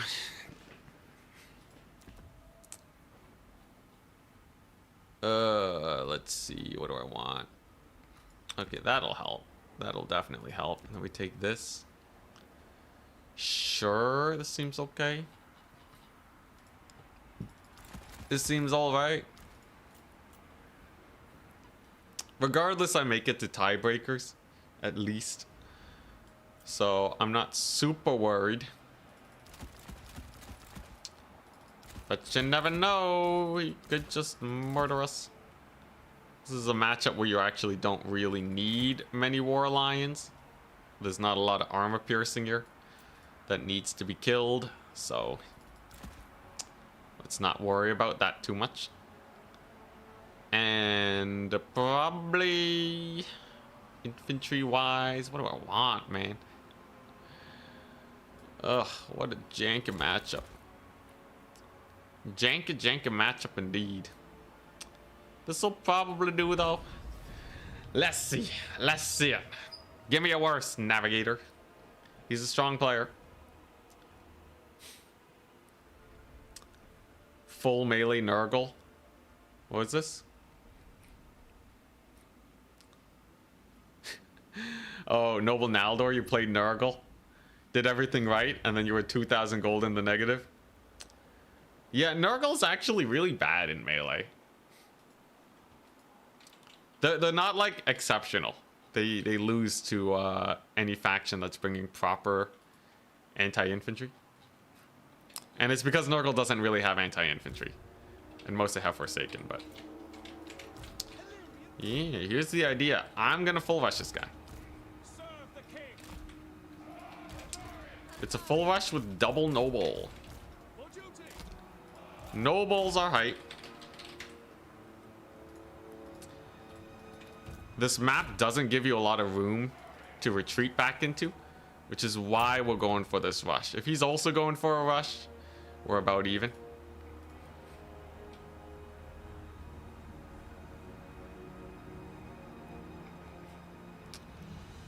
So we'll see.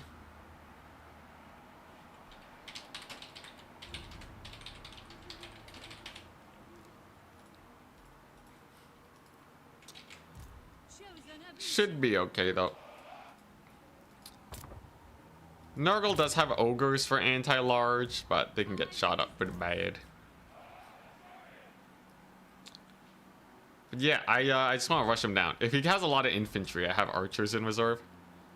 So any kite build will lose to this. And then infantry strats, he'll be facing a lot of archers. So unless he goes for a very small amount of infantry, of ranged infantry, and the rest are spears, I should have a good advantage. Light of Avalon. They win versus vampire counts? Okay, yeah, I guess Nurgle technically wins versus counts. Dang, okay. So a very healthy number of range units. This is why the double noble is good. They should be quite proficient at bullying a couple Glade Guard. What's their range again? 170. My archers are 180, so given that I clearly have a massive cavalry advantage, we're just gonna get a couple archers out. Yes, arrows of Kurnos and a net. Not a big deal. You can see I'm already taking a very defensive formation. The guy does not want to get insta-rushed. But if there's one thing we have here, it is time. I can sit back and relax on a triple cap. Don't even need to get shot up by his lord very much, though. It is kind of bait. If she gets shot up a ton, life's gonna suck. Or if she uses all her ammunition, life's gonna suck because I can just heal it back up. Who cares if she takes a couple pot shots on my guys, right? 13 units. 5, 5, 13. Okay. So everything that can be on the battlefield is seen. Alariel does have access to healing. Taking a little bit too much damage from that fight, though. Could have been slightly better about that. But his passivity here is going to net me a lot of tickets. In a longer game, that should be quite comfortable for us. Alariel has dropped her heal. We're feeling pretty good about that. And he does have a life caster, okay. No, a beast caster, okay. So he wants some Melkoths. Interesting. Gets an arrows of Kurnos. Decent amount of damage, actually. Mildly inconvenient.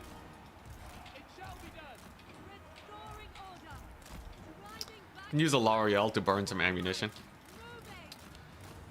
That can help some. Oh, he might net me down, though. Don't want that to happen. That would be very bad. But yeah, we're just gonna pepper his lines a little bit here, while continuing to kite with the archers. Up, there's the net. So there's the heal. Gonna get our nobles, keep them safe. I'm just buying time here. Overall, value trading is quite slow, all things considered. So as long as yeah, as long as we can just keep on chilling, I'm pretty happy. It's gonna catch my nobles just a little bit, but they'll still be able to get a lot of work done here. Archers need to pull back from his archers until my cavalry's had their way with them. And the nobles, they're just chilling. It'll be very hard for him to deal with such high quantities of cavalry. He's been saving up his money, though, so we're gonna expect some sort of big play, or he maybe summons directly behind me and get some work done. We must take an efficient battle here. He summoned some Zotes. Okay, well, actually, that's not a big deal then. Zotes are the least of my issues. Of course, Alariel has some very solid healing. And the Zotes, yeah, they're just going to be chilling for a little bit. I think our position has improved greatly, though the value trading could be slightly better. Healing is okay. We have routed off most of the archers. That's good. And I just want to turn this into a game where he has only melee units left. That would be the best case scenario. The double chariot is doing quite well for ourselves. Gets a good cav catch, though. A little spooky, actually. I definitely don't want to get army wiped here. That would be bad. But we almost have his archers down. It's another pretty nice flock of doomage on us. My own archers are doing okay, though. He has one archer left. Most of the rest of the stuff here is routing. I'd say it's questionable. I'd say it's questionable now. Things are not going the best. With how much cavalry I started out with, it ain't the best. Now, my archers are still going ham. Alariel's still alive. And the Zotes are out of position. We can definitely just shoot up his cav. That's fine. Another heal for me. There we go. You can see it helps us that we get to play on the defensive now. But he's going to capture 2 points, so he actually has quite a bit of time. Not the most comfortable of situations. but also not the end of the world. Our archers are still online and operational. Woeful tidings. The enemy has captured one Well, of most your of his victory are points. Take it back. down the drain. There's Glade Riders charging with silver helms. I'm just gonna kite back. I have time to kite back and probably get a slightly better position here. Okay, that's a pretty good spell cast. Run, my wee archers, run. I'll have to be careful about the Zotes. The Zotes will be the biggest issue. Let's get the cavalry back out of here. Oh, he might overcommit with his lord, actually. That would be hype. 'Cause I do have a L'Oreal here and a pretty massive heal. Ooh, he whiffed his breath attack. He actually could have dumpstered a L'Oreal there. Take it back. But, yeah. Kind of botched it, actually. So there's a chance. Never mind, a L'Oreal routes. She's gonna heal. I do still have the archers here. Oh, boy. He got a cav charge coming in, though. I don't like that very much. If a L'Oreal rallies, it's not the end of the world. The Zotes will definitely be a problem. I'm really not feeling this archer advantage. Maybe I'll just normal kite him next time. Ariel the Everqueen. Dang, those Zotes. Isha's Zotes are cooking hard. Now, we did catch more cavalry. We still have a lot of time to play it safe, but I don't know if I'll actually be able to uptrade here. Alariel. If these Zotes are just going to be a problem. I guess I do have my nobles. They're kind of chilling, I guess. Yeah, they're kind of chilling. Maybe they'll be able to get some work done in the late game. We'll see. Guided by light. His Dragon Lord is also not going to catch Alariel. She can thankfully play keep away here. And we did clean up a couple Zotes. He catches Alariel with the net, though. Let's see if I can get the heal off. I'm hoping this actually leads to him losing his Lord. I think that would be the best case. Best case scenario here. It would be very not worth it for him to lose his Lord here for that Alariel pick. Because Alariel's rather cheap and she was already on her last legs. So to lose his Lord here would be quite bad for my opponent. An Alariel resummon would be sick. Can we kill him though?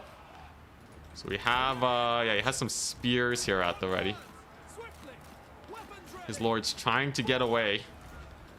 We have cavalry ready to sandwich some of them. Many archers are still alive. I do still have a noble. We even caught a little bit of cav over here. That's nice. Can we kill that Lord though? We'll see. We got some lions at the ready. Gonna give that leadership debuff too. Pull back, men. Pull back.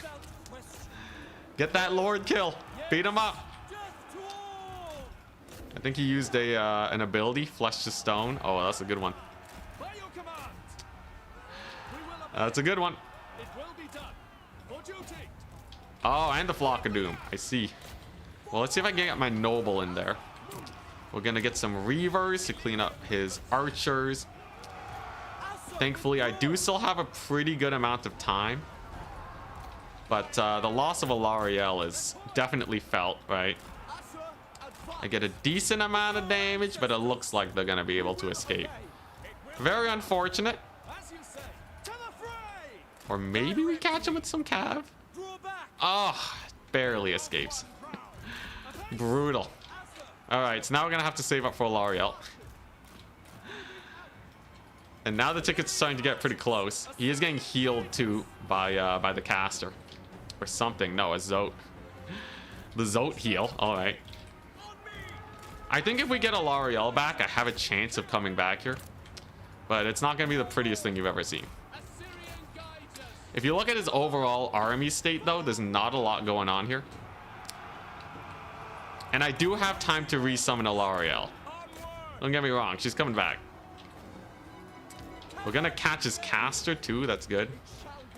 You know, we're catching his spears over in the distance here. This might actually not be super over as long as his, oh my god, as long as my guys just stop routing, bro. Come on, your lord is dead. It's fine. It's just a dead lord. You're supposed to be elves. You're supposed to be strong in the face of your dead lords. Alright, that'll help my leadership a bit, because some of his units are starting to rout off, so I guess that's a plus. L'Oreal's almost back. Oh my gosh. Oh geez, there we go. It might be a little too late. She came back at a very late time. Yeah, the Zotes. Clutching it out. Dang, I think L'Oreal came back just a little too late.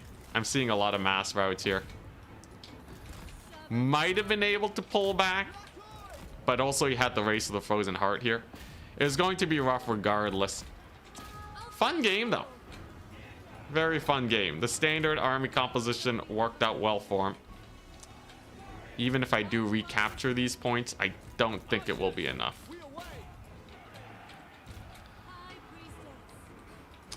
Yeah. The L'Oreal death was a little too rough. That one net catching her and me not being ready for that, that was definitely the big flub. Zotes were hyped too. I think the Zotes were really hyped. Yeah, it's over. GG. Well played. You have been bested. GG, well played. There is only defeat. I do think if I go for a normal skirmish kitey build, we'll be fine though. 577. And hey, that means we'll probably get a tiebreaker game. Extra high elf game to make up for the one that we lost. So he just had a ludicrous amount of range units. Now a lot of them did get shut down, but I lost so much cavalry in the process that it just wasn't really too pretty for me. Zotes didn't actually get that much value, but they did keep his lord alive, which was good. And the Wild Hunters of Kurnos were a pretty solid pick. I think if I do have a L'Oreal, I'll probably bring Tempest next time. Not having Tempest was definitely felt, and the nobles were only okay.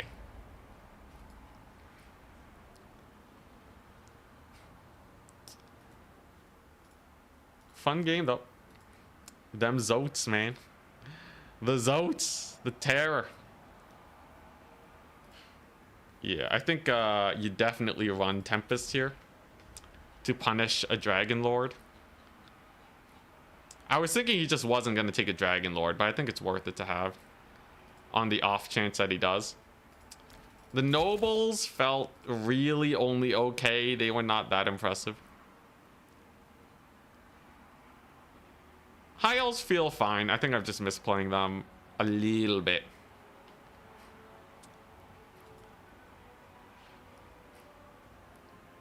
Silver and Guard, Dumpstered, you're Forsaken. If you're playing Nurgle versus High Elves, there's not a lot of options you can do. You can try Chosen though. If they don't have Sword Masters, Chosen will do pretty well. You can also recharge Sword Masters. I think those are your options. Really? We're still the first to finish our match? Bro, that match went basically as long as it could have. Maybe only a couple minutes longer max. I guess people just take a long time making the builds.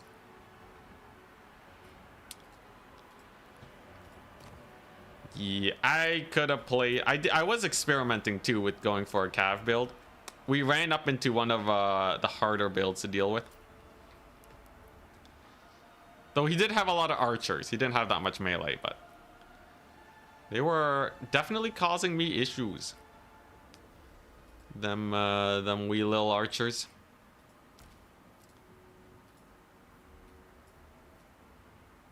How would I want to deal with them in the future, if not just running Burning Head? I think we do take the Tempest. I think we take the Tempest. We take the L'Oreal. Like, if I was going to face Navigator again, I think absolutely you want to go for a bunch of Shadow Warriors. Probably skip out on the Phoenix Guard, but have like 2 spears in reserve just in case. But otherwise, you go very hard on the cavalry. And then you just play a solid kite game with an extra Ah, these guys. Yeah, with an extra Shadow Warrior in reserve. Maybe even a Shadow Walker. So you can really get the kite on. You don't really need the lions. And yeah, this feels like it would probably be fine. Then you have a L'Oreal with Tempest, so that you have air control. I think that's basically everything you need. I'll save this one for if we face them in the finals. But first, we gotta get there.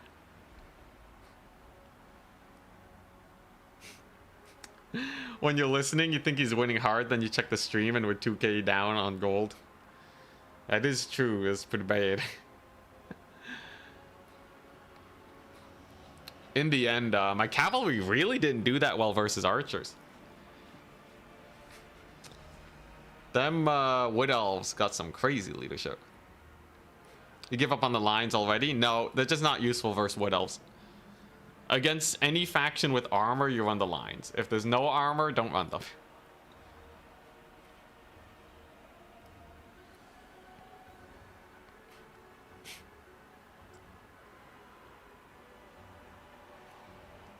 You know, the fun thing about multiplayer Noble Naldor is that because there's no matchmaking, your win rate can only go up.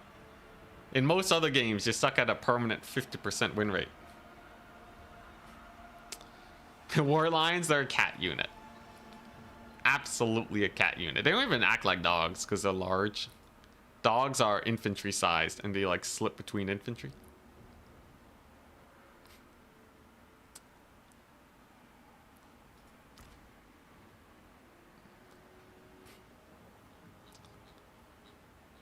But yeah, would I run high elves in the tournament though? I'd probably just stick with the wood elves. High elves only like as an emergency, but wood elves definitely feel stronger. Dang, losing a L'Oreal though with so much magic, that was rough.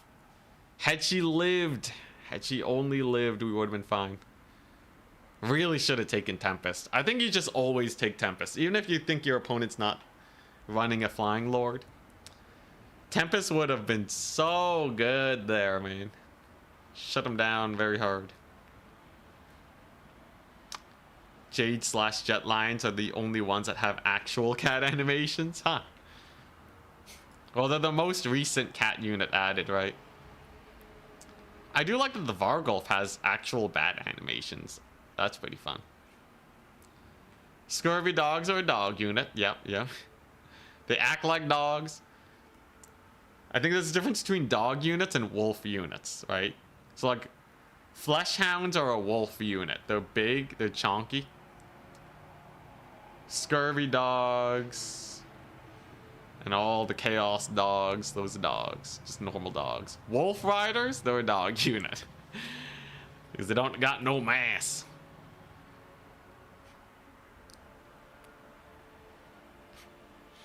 Wouldn't Burning Head be better here? I think Burning Head is better against his build specifically, but not against all builds. I think the sustainability with the L'Oreal and the Tempest helps in a kite game. So assuming this kite is strong enough to beat his kind of main-tied archer spam, then I would want to try to counter it less to counter other different playstyles. A little bit of a balance that you're trying to get working there.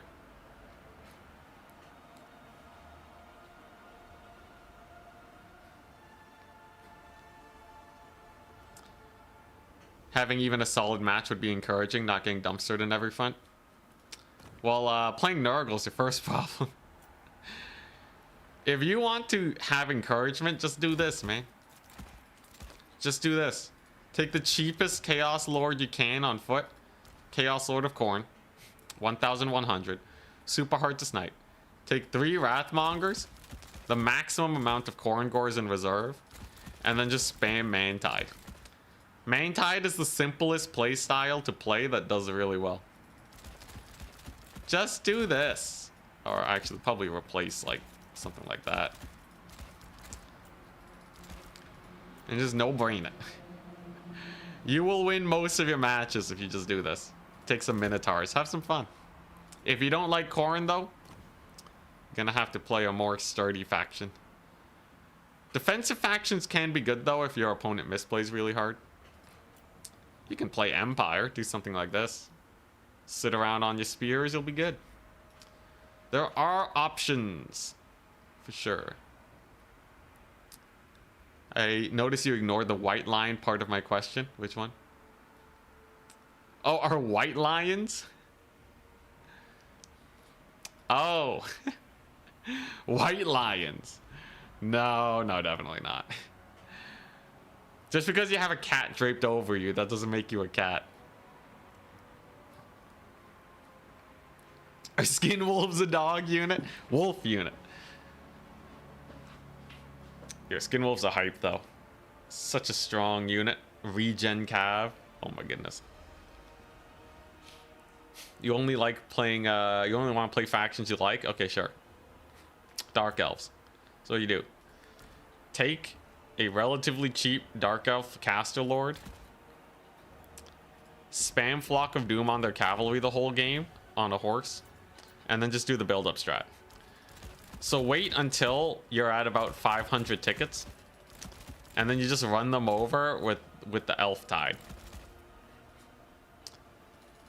Right? Like this is a classic style, fairly straightforward to execute. This is all you really need. So sit back, relax, and then just attack with everything. Don't blob your infantry. That's the only thing you have to do. Don't blob your infantry. And then just spam cav and just left click them on, or right click them onto whatever they need to kill. That's it, man. Alistair the White Lion. Because he is called a lion. Does that make Lokir a Kraken? Because he has Kraken in his title. Does that make Setra and everything? Because his title's really big. I don't know if this is the reality I want to work with. Maybe you can try that? Yeah. Go for it, Noble Naldor.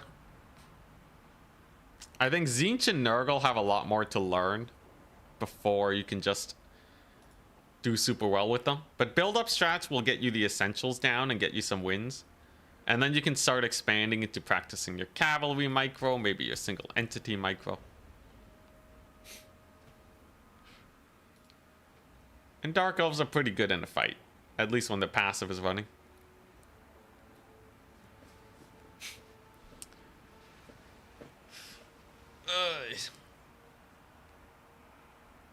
All right. I want my next opponent. Who's in the top 4? Let's see. So obviously Navigator and myself. We got Blake at 3 wins. The Big H at 3 wins. Daceberg at 3. Potatoes Devil. Actually, a lot of people at 3 wins today. Can't check DMs. You gotta draw. You gotta draw?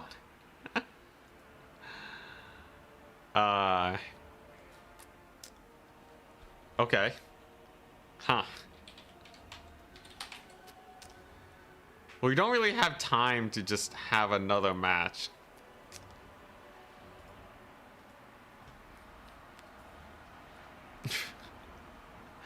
Gotta draw with Meaty Dangler.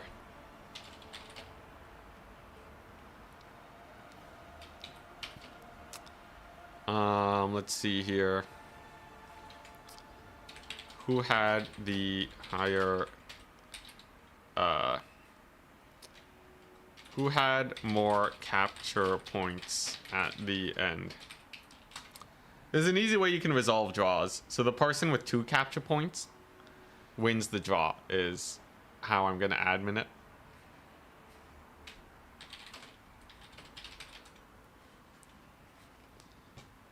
Because the person with 2 capture points naturally has more space. I would replay it if it was a higher stakes tournament, but this is pretty low stakes. We done with demons for now? You betcha. Look at that. Brutality. Love the name, by the way. But yeah, we done. We're done. So Potatoes Devil is going to make it into the tiebreakers. Quite a few tiebreakers need to be played, but at least it's only one extra round. Breakers at Goblins. Left is top bracket. All right. Let's see the score reporting. Come on. Is a draw a win for both or a loss for both? No, I'm just making it a win for the person who had more capture points. I think that's a clean enough way to do it.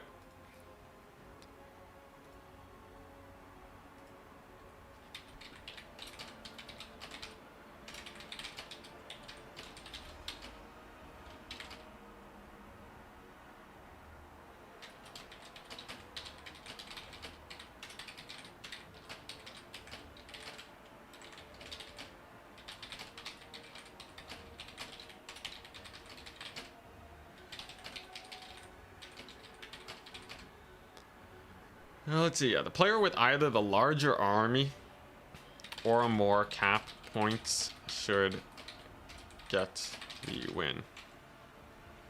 It's rare, but it happened today.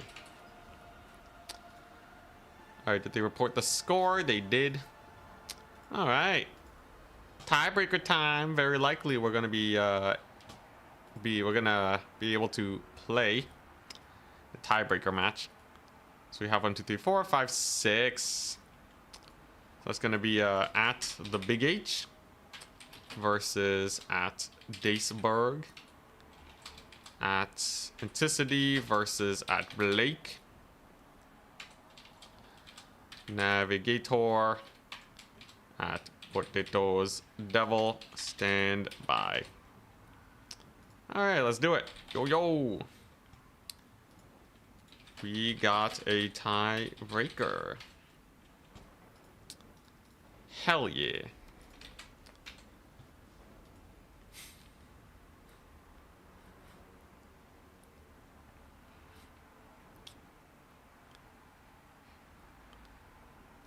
All right. I'm High Elves, and we'll see what they're playing.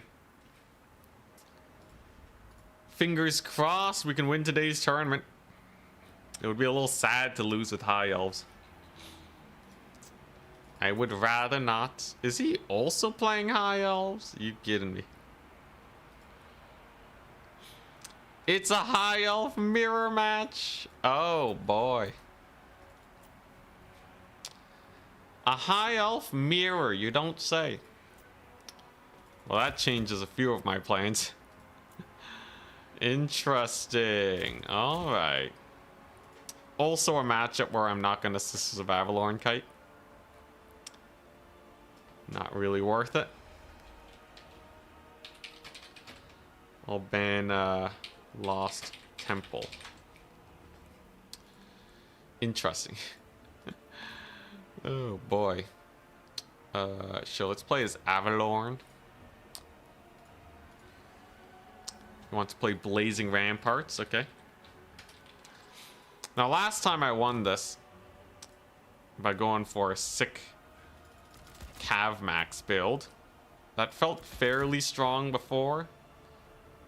I think Dragon Princes and Fireborn are worse than War Lions. Maybe I'm totally wrong about that though. But yeah, let's just try it. Let's just see if we can beat Hobo Honkers. Zone game, High Elf Mirror. I feel like this matchup is a mass SE sort of thing. I've consistently beat mass SEs without single entities. It's not too bad. A lot of the single entities are just not very strong once they're landed. So yeah. You just do that. I got my skirms. I got my cow. What's not to love? Ready? Good luck. Have fun. This time I'm not making the same mistake. Alariel has Tempest. Tempest will be glorious.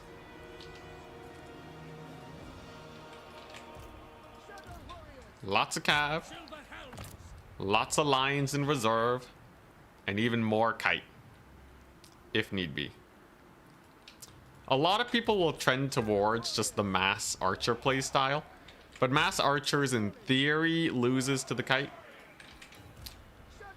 We'll see though. Okay, nice. So we went for the mass archer. So he basically is going the same build that Navigator went in our match. He even has Burning Head to counter a similar playstyle.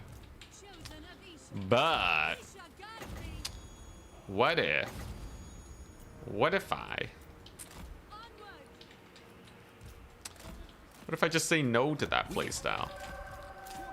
What if we play this the way it was meant to be done? With a ludicrous number of kite units. And hopefully some fairly nice value trades. The kite is where we are comfortable.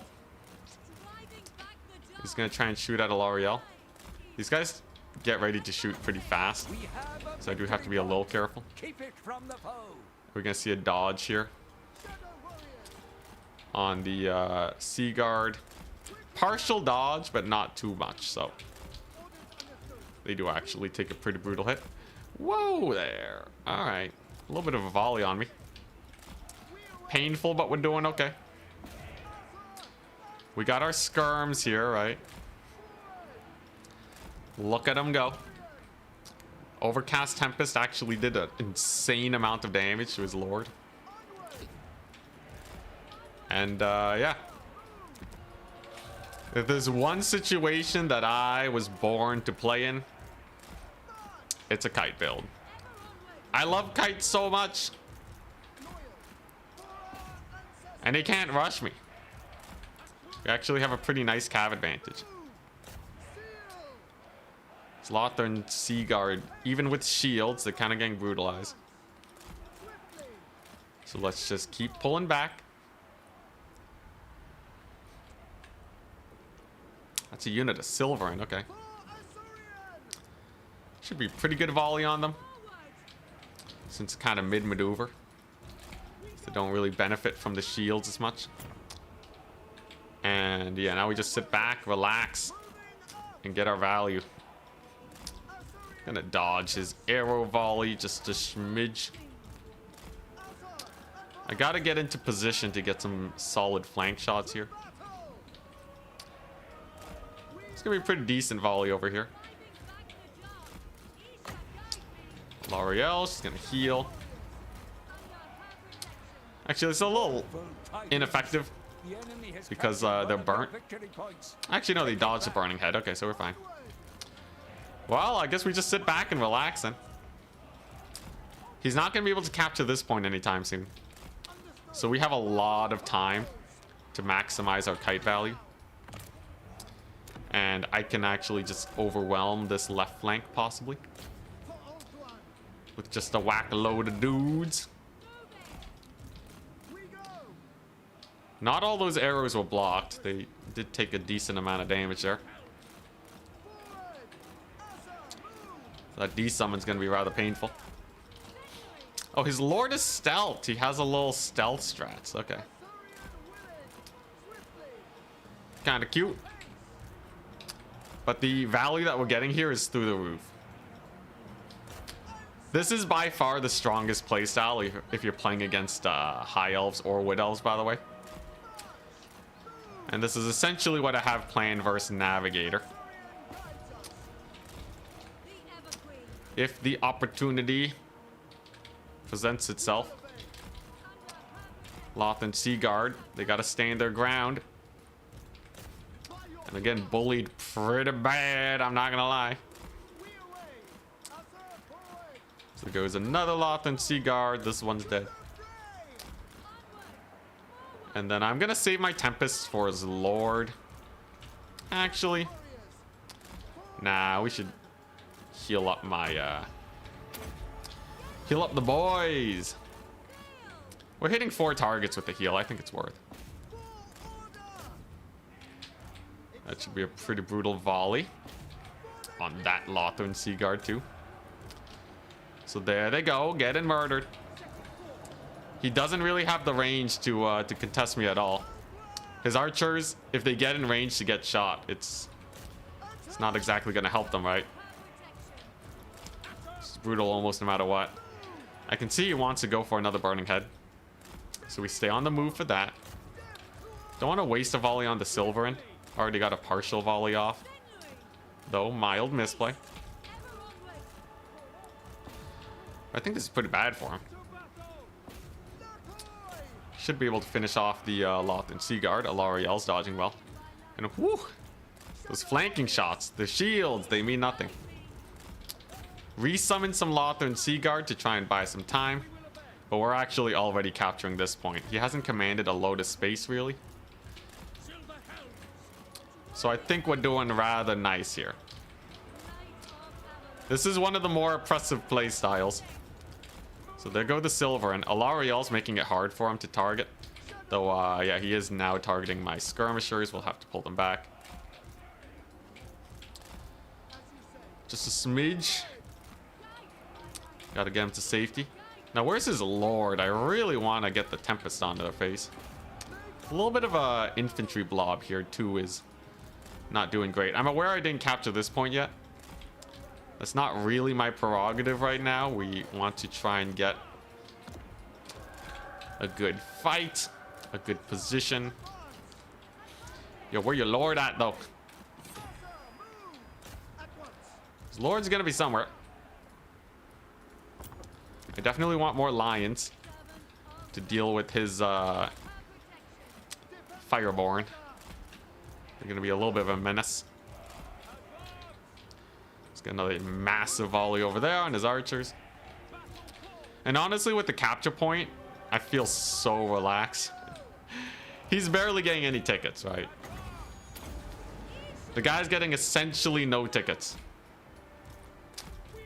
The dance, it continues. There's the brutal Tempest on his lord. There should be a pretty good volley on his archers over there as we continue to pull back. I can feign a couple charges, especially because we have a little bit to clean up here. We're gonna go for a couple fights. Let's not go too aggressive. I don't want to accidentally lose this game. But yeah, we can definitely make a few pretty sick plays here. Alarielle can give her buff here against these guys. Took a little bit of a bad fight on the far side, but we've caught his Fireborn, which is exactly what everything I could possibly wish for. There's the heal. And we have War Lions all over his back line. So life is fairly uncomfortable for our opponent. Lots of cav summons. And let's see, was my theory correct? Do we, yeah, how do we do against the Fireborn with the Lions? We'll see. So far, it seems like they're actually holding out surprisingly well. Got a not charged Sea Guard here. Yeah, actually got his War Lions over there. Could be slightly better for me. What do I have to summon? Some Silverin? Okay. Yeah, I'll get some Silverin. I think with the D summon, we're doing pretty well now. It's a little sus with the Silver Helms in here. But most of his archers are shut down.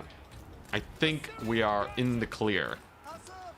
Barring a catastrophic mistake, I don't see too much that could go wrong. Maybe the Fireborn are actually a little harder to kill than I gave them credit for. They're actually just sitting here and tanking it out like beasts. Look at them go. Jeez. Mildly terrifying. I think my late game could have been slightly better played, but we're still doing all right. He does route up the lines though, so Fireborn are definitely still worth taking. A lesson well learned. Far side's looking good though. He's pulled back in the valley, but we're ahead in tickets. And if I get one more Tempest on his lord, he's pretty done for. Not to mention, the skirmishers are back. the menaces of this game. It's a very nice Tempest. Very nice. Yeah, I think this build against Wood Elves will be very nice. Dang. Death by tornado. Mass route over here in the center. And that's just a big collapse of his army now. Nothing left, man. Dude, yeah, the kite is so much better. The kite is so much better. It's only weak to Cav Max. So you have to be a little wary, but... Bro, it cooked him alive this game. Oh my goodness. And then we got the Mega Heal. Because the L'Oreal's cool like that. Amazing. When you resummon your skirmishers, by the way, Fire at Will should be left on. Should be left on because they are not going to use their ammunition before the end of the game if you are very sparing with it. You generally want to be more aggressive. The heal did okay. Fireborn is still grinding though. They're just chilling. A little awkward. Neither side can really disengage comfortably. But thankfully, he's simply run out of units. Do Shadow Walkers beat Lothern Seaguard in melee? I don't know. That's not a situation I run into often. Because you usually desummon your Shadow Walkers. Let's see. 39, 35. Probably? I think they probably do, but still not recommended. You're better off just desummoning. But like technically yes. All right, technically yes. Is that what you want to hear? Hey. Me talking like you don't just leave Fire at Will on all the time. Oh, come on, man. Okay, I guess Kite is one of the hardest play styles to play in all of Warhammer. Oh man, it feels so good when it goes well. That's a full army wipe. Very nice. So as long as I can survive a cav rush from Navigator, we're good. So let's advance the top 4 of this tournament. Okay, actually maybe it's a little BM to be admitting while the match is still going on, but this is very clearly completely over, right?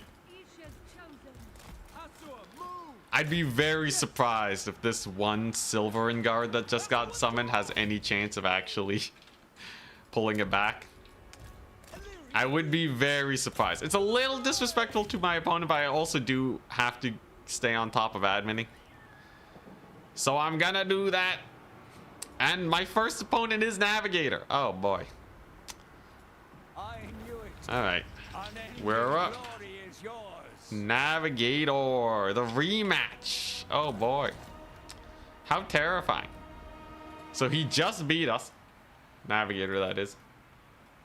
But if we can win this one, nothing else matters. Shielded Lothern Seaguard did not do very well. Only okay on the resummon. Most of the archers did okay, but not amazing. Meanwhile, my skirmishers paid for themselves quite a bit. So I think this was good. I think this was fine. Sorry, Hobo Honkers, I'm gonna have to kick you. GG. And now our match against the Navigator. Let's see if we can get her done.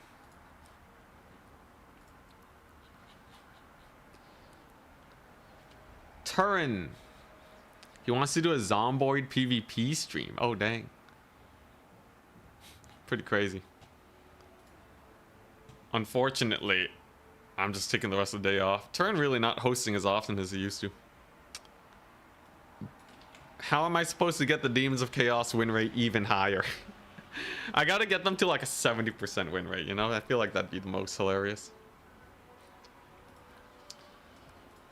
So Bray Valley, Lost Temple of Sotek, and Ramparts all ban Lost Temple. Alright.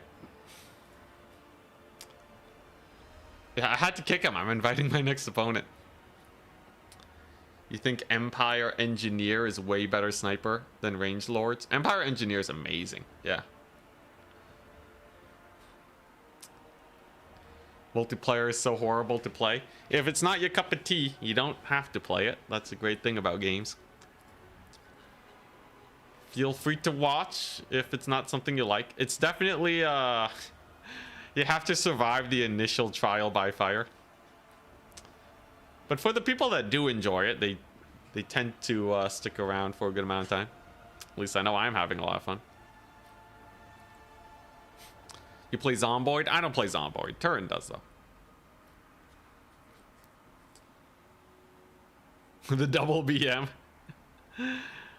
I honestly just want the stream to end so I can take the rest of the day off to just edit. Another one to the Ents BMing compilation? No, please.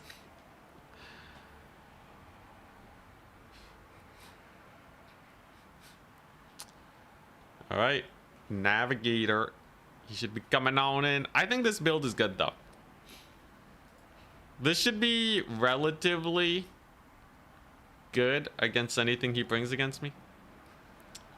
Even a full Cav max will still have to fight off a Silverin and a Spearman.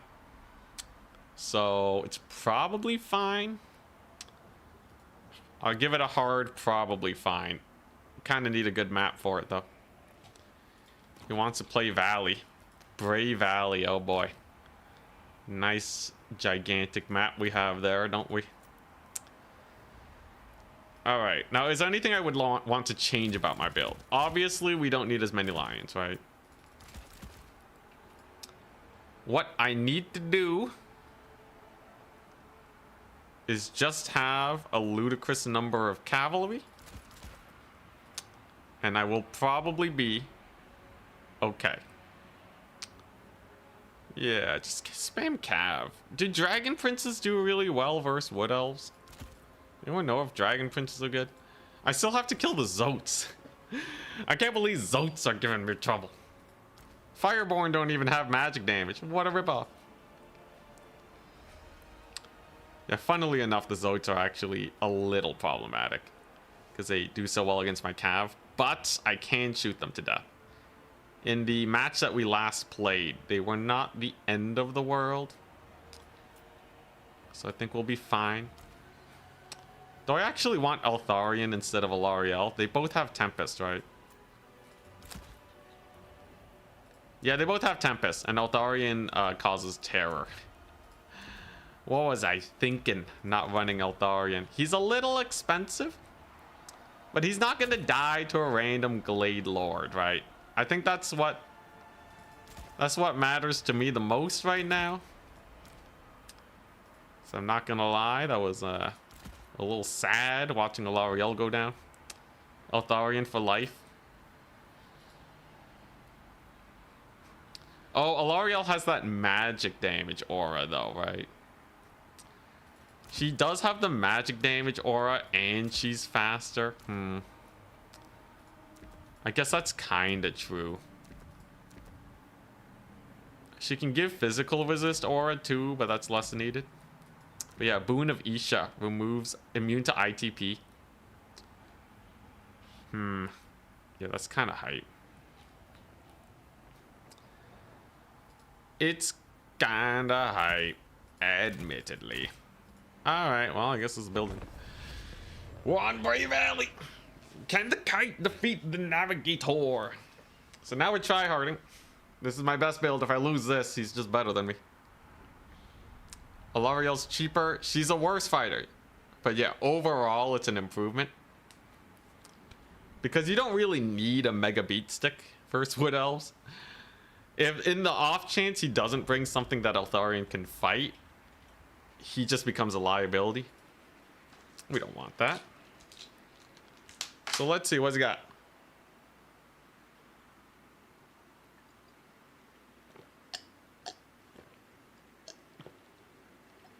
Yeah. Last time I used my kite build against Navigator, we won.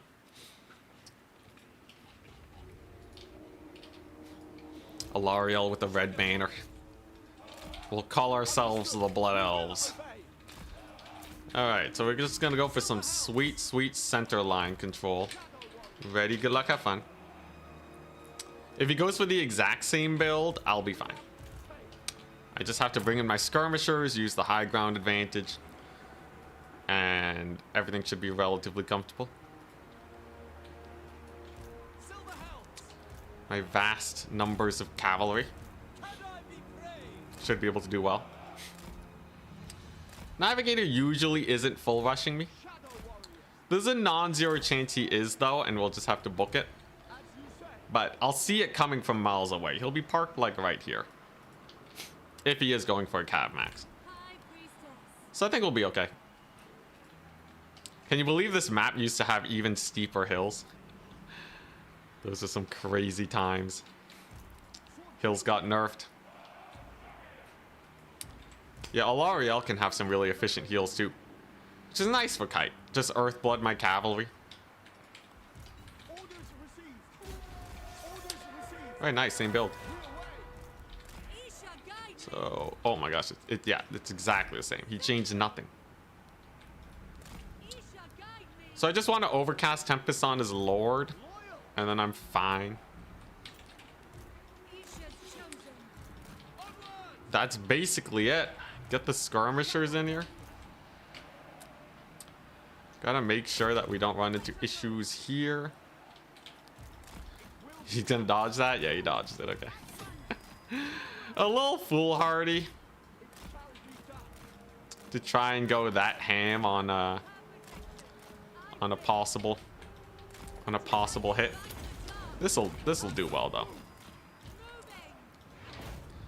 Then we're gonna get another volley on his Lord. They can't dodge nearly as well, so they take a little bit of damage here. Then we're just gonna pull back, bring in more skirms.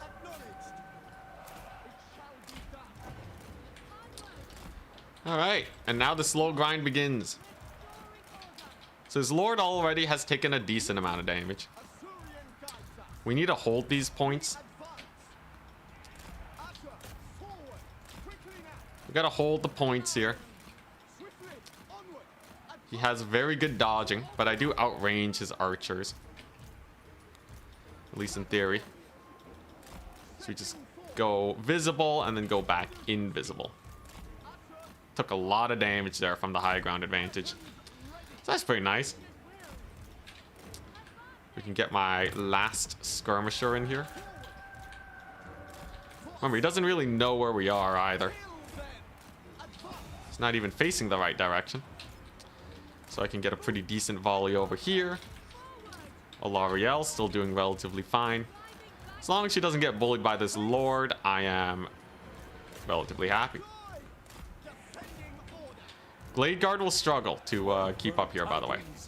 The enemy has captured one of your victory points. They will most definitely struggle to keep up.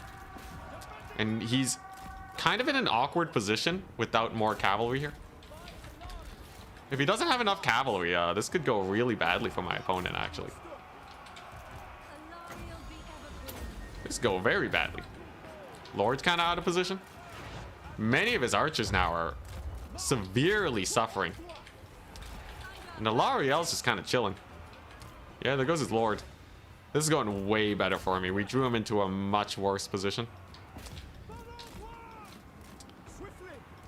And now he's going to have to try and salvage the situation. He does have his elite wild riders. That'll be kind of spooky. So I'm going to have to pull away with my cavalry to just make sure that we don't run into too many issues. His Lord's very worse for wear, though. So if I can just carry out a good enough late game, I think we'll be okay. Alariel doesn't have to care very much about his Lord. Not when we have this. That'll be a pretty nice heal. I just gotta play keep away here now.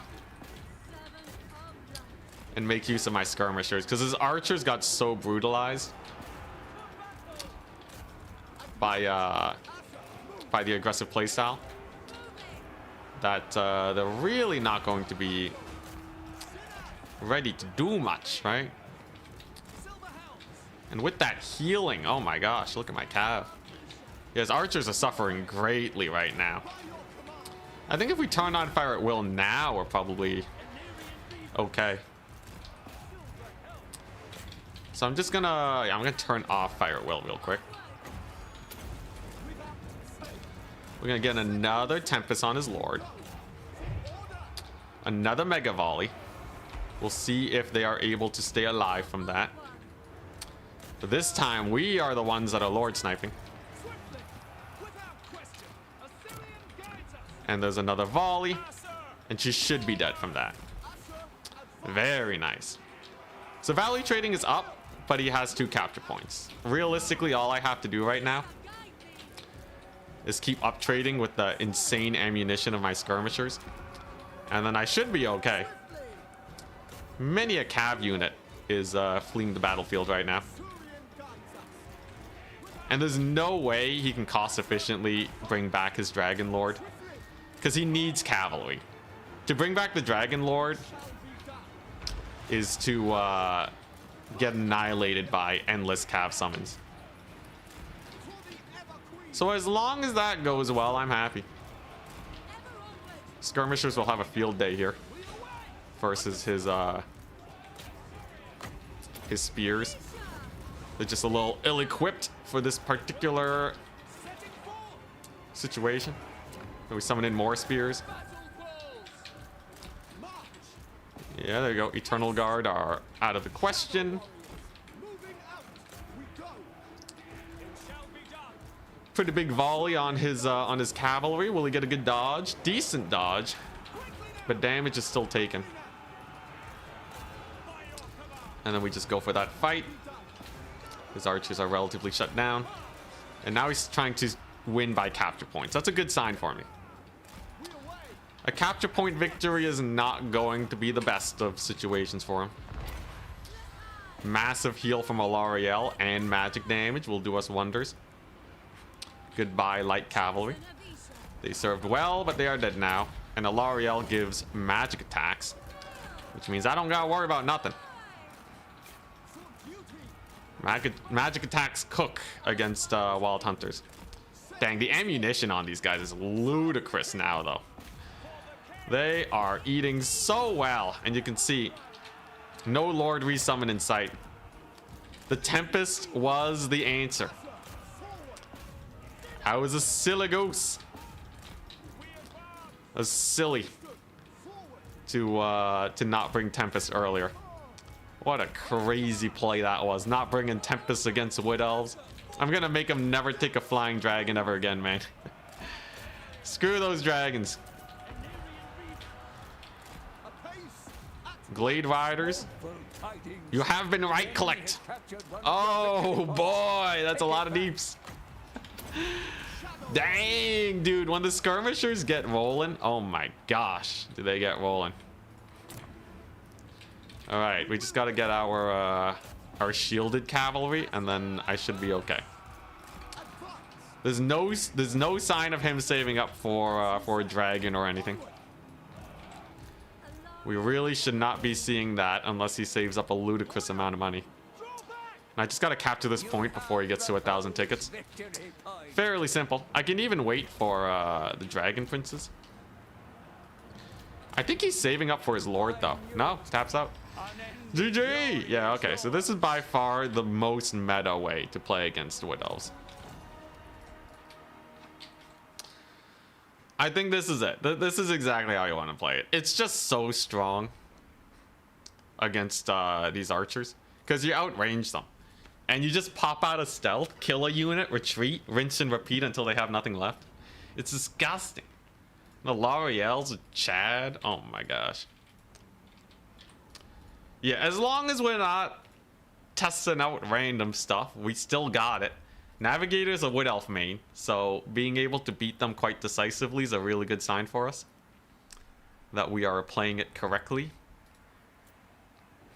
He had the Zotes! He still had Zotes.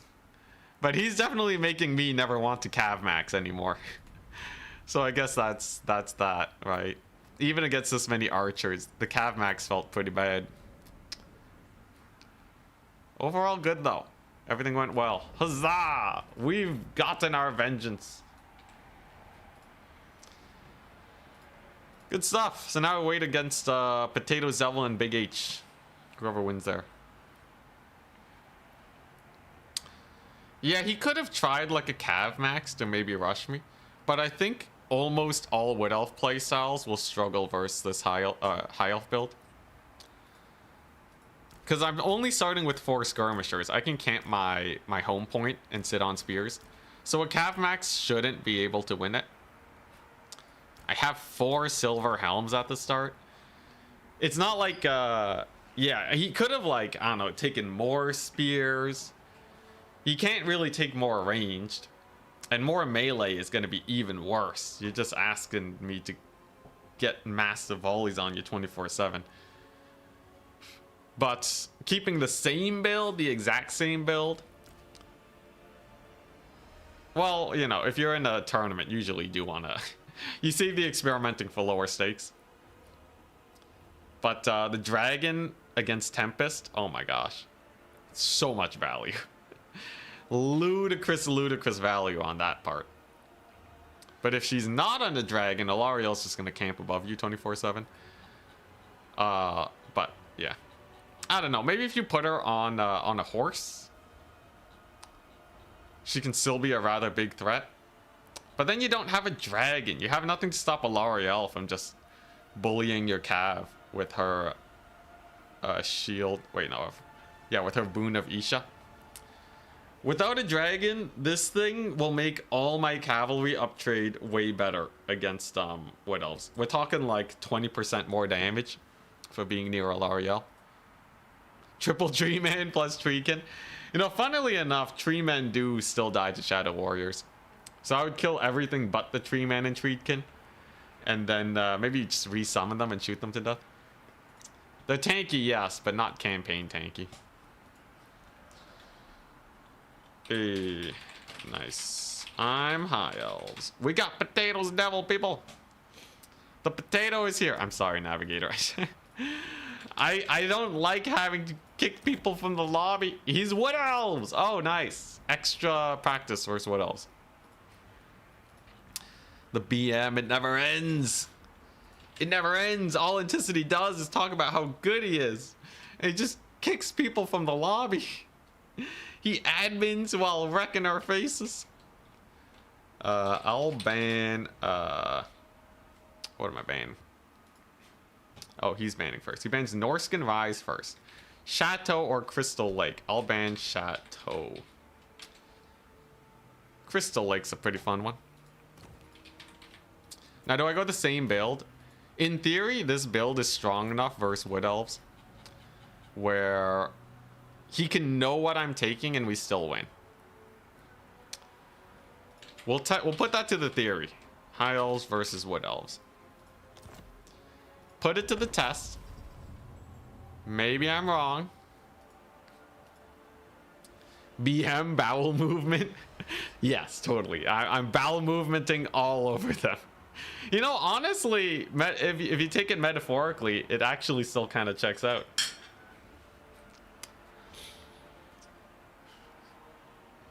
What range unit is the best in the game? It depends on what we are trying to maximize for. Because technically, Empire Archers are some of the best in terms of value at close range.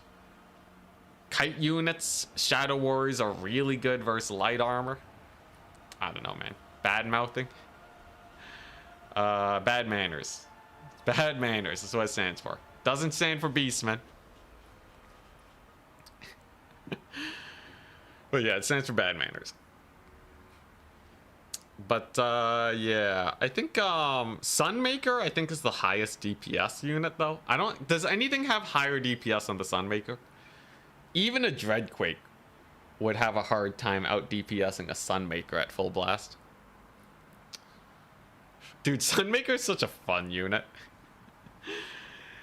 It can delete if it hits. It can delete multiple units with one volley. It's so good. Hilarious. You guys think Potatoes Devil is going to be able to beat the Kite, though? Maybe he Cav rushes? I don't know. I'm excited, though. I would love to fight for the high ground advantage, by the way. High ground disproportionately benefits archers. I think for every, like, what, 5 meters or something, you get 10% more damage. Something weird like that. So if he goes for the low ground and I go for the high ground, we are happy. The problem is that he will also go for the high ground and he has the trees. But that's what my cav is for. We'll be okay. Luminarch maybe. I think, yeah, HP, raw HP removal, Sunmaker is better. Luminarch is one of the best for killing single entities for sure.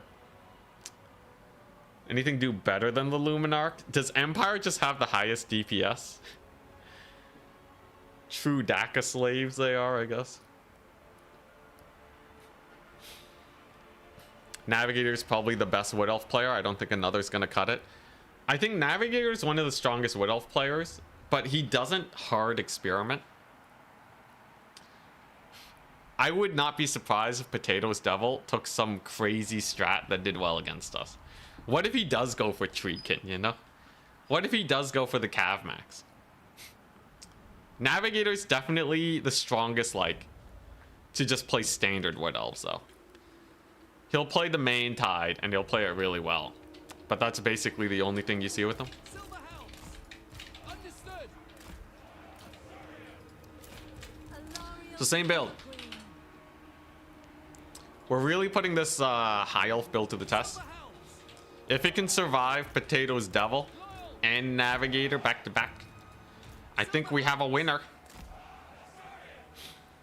Now, Wood Elves can do a very similar playstyle. I think the matchup is actually quite even. And it comes down to who's a better kite player. I just so happen to love kite. I think I'm second only to Charix when it comes to raw kite potential. Alithanar. Bro, Alithanar, I just can't, man. Alithanar, his buff is like a Grail Relic. Alright, let's be real here. Alithanar does not really compete with the dead guy being carried by 4 pilgrims. I do not want my legendary lord to be a Grail Relic, okay? Get him out of here. If they're gonna have a lord that's exclusively there to buff, make him cost 400. The moon bow? Don't even mention the moon bow to my face ever again. Is the moon bow even homing? You can dodge the moon bow. I'm pretty sure he misses. Elven archer, my butt, doesn't even have homing arrows. God dang, Alithanar. They, you know, funnily enough, they did actually run the moon bow in Warhammer 2 to kill artillery, but then they increased the battle size to ultra. So now the moon bow only kills 1 out of 4 artillery instead of 1 out of 3, which means he got nerfed. He got nerfed, all right. Kite is ZZZ IMO. I would say Kite as for both players actually. It has a lot going on for both players, but admittedly, it's very not fun to be on the getting kited side. There's definitely a lot less to do. You're just sitting there taking shots 24/7 and trying to survive, which is why I like rushing against Kite, but yeah. So my opponent, either he's full cav rushing in the trees, or he also has skirmishers. So what we're gonna do, we're gonna use a L'Oreal here to spot his skirmishers so that we can win the kite game. Either that or he's full rushing us. But with 4 spears and 2 dryads, he's probably not full rushing. There they are. The Deepwood Scouts. So I've gone multiple layers deep with this whole kite meta thing. A L'Oreal is my spotter for the skirmishers. And she's gonna let me get the first volley off. I just have to make sure the dryads don't spot me and we're okay. You don't try to kite the kite master. And while he's busy reloading, I'm about to get a devastating volley off on them. Ooh, very nice. The dryads are kind of annoying though. I will need to be more ammunition efficient Victory point. Keep it than from my the opponent. But he has a few Eternal Guard spears that are overextending. We can bully them a smidge. It's gonna get a Melkos, but Melkos is not super effective here. When you get a character charge, your first instinct would be to shoot the Lord that is charging you. We see that coming miles away. And while he's reloading, prepare for another shot. Fire! And that's gonna hurt a lot. Like a lot. See, this is what happens when you face a man that has no life. Xiphos, the legendary kiter of Warhammer 2. Xiphos would no life kite every single game against me, okay? Xiphos was an absolute menace. I'm still scarred by the memory of him kiting me every single game for days on end. You want to practice rushing me, Xiphos? No, let's kite again. Why don't we just kite again? Yeah, no, I've been traumatized. All right. We've been hard traumatized. I'm going to we're gonna play this one out. And then we're gonna position here. I want to get my heal off as much as possible. Should be able to get a volley here without retaliation. And then we just group up. We get a couple volleys. We're gonna do this. tidings. The enemy has captured one of I want my their archers victory patched up. It's the only way we're gonna do well here. Oh, whoops. Left them target firing there, so we actually get a little punished for that too. Little unfortunate, but we're still doing okay. The Dryads are actually quite annoying when it comes to this, but I think we're still doing okay. Alariel is gonna dodge it. I can't really afford to shoot the Dryads, but what I can do is surprise them with a bunch of cavalry. I think my opponent got a little too comfortable with the current state of affairs, and they may not be ready for a big cav rush. So that's exactly what we're gonna go for now. And while we're rushing, my archer should be able to get in here and cause some issues. We'll see though. So there's the counter cav summon. This could just work out as a fairly good feint to push his archers back. And then just kill some Eternal Guard. I don't have to commit to this fight because it really lets my archers go ham. So I think we're still okay. He has a little bit of cav coming in though. It's a little awkward. It's actually a lot of cavalry. We must be wary. Alariel can definitely help this fight though. A little bit of cav over there is not a big issue. Then I'm just gonna pull away. We're just gonna pull away. I don't want to take this fight. Seems like a terrible fight for me. We'll let our archers farm value instead.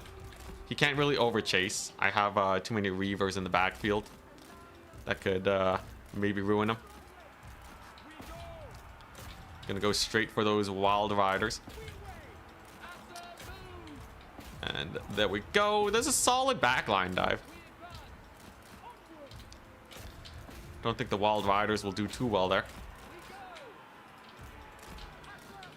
We're gonna take a pot shot at his wild riders again. Get a heal. Keep punishing his skirmishers. Oh, Nelly. There we go. That's what we like to see. So we finally got that 6 shot on his guys here.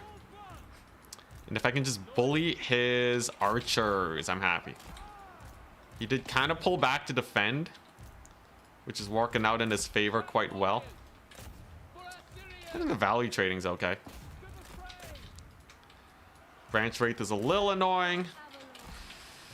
Yeah, the backline dive could have been slightly better. I think I overestimated my units a little bit there.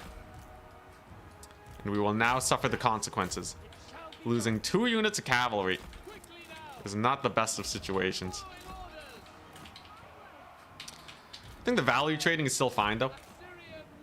I do have a nice archer advantage. That's pretty good. They're getting a lot of hits off. Of course, I have my healing too. His Eternal Guard got charged pretty badly also. And yeah, I think the slow burn... I think the slow burn of my archers is just slightly getting too far ahead of him. Because now that we have an archer advantage, I can just bully his skirmishers. There's not a whole lot they can do. He's rapidly running out of units. And I'm just ignoring the dryads. Poor dryads. Yeah, we don't care about them very much. That'll be a great spot for a heal. Great stag knights. Oh boy, talk about value. So I stopped them up with my cavalry. Now that's a value shot. That's the absolute value shot. Money shot activated. So I might have made a small misplay losing my cav, but this late game is really going in my favor now. It just shows how much having that skirmisher advantage will pay off. I just got to finish cleaning up. I have some cavalry there that was idling. They killed his wild riders on the far side. And Alariel's still healing. She's doing great. Branch rates shouldn't be too scary. And I'm hoping we can just get a solid enough route here on all these guys. A fun tussle though. My opponent tried to take a fight. Kite v kite. Oh dang, that's a summon. He brought in the Sylvan Knights. Okay, my opponent still has some teeth. That Sylvan Knight summon's actually going to be quite annoying to deal with. And it's gonna definitely hurt my skirmishers a little bit. Obviously, Alariel does have her magic amp. So I think we're still okay. But we're gonna have to be wary. Thankfully, his wild riders are now out of the picture. We're gonna have an Illyrian Reaver charge here. That was actually really good, though, on my opponent's part. The Sylvan Knight was very smart. Surely he doesn't have enough for these silver helms, all right? Thank goodness Alariel. You know, Alariel, man.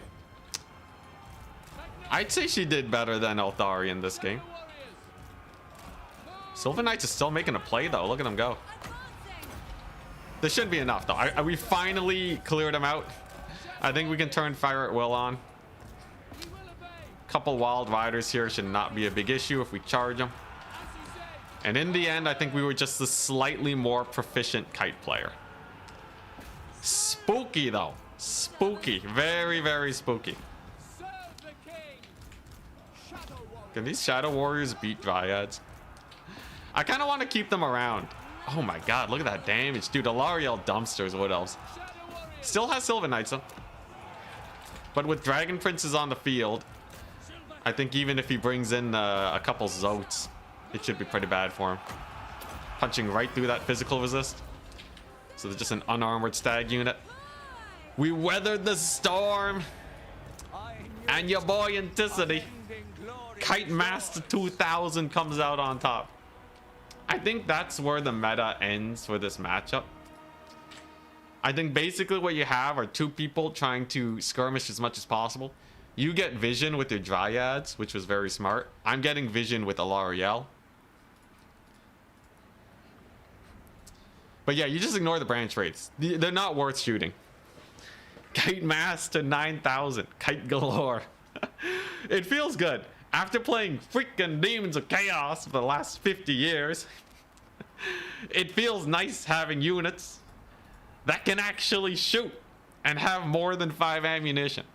Sylvan Knights were scary, but we took them down. The Wild Hunters we took out, and his Stag Knights got absolutely freaking obliterated by my volleys. It's such a knife's edge. You're like, it's posturing. It's just constant posturing, isn't it?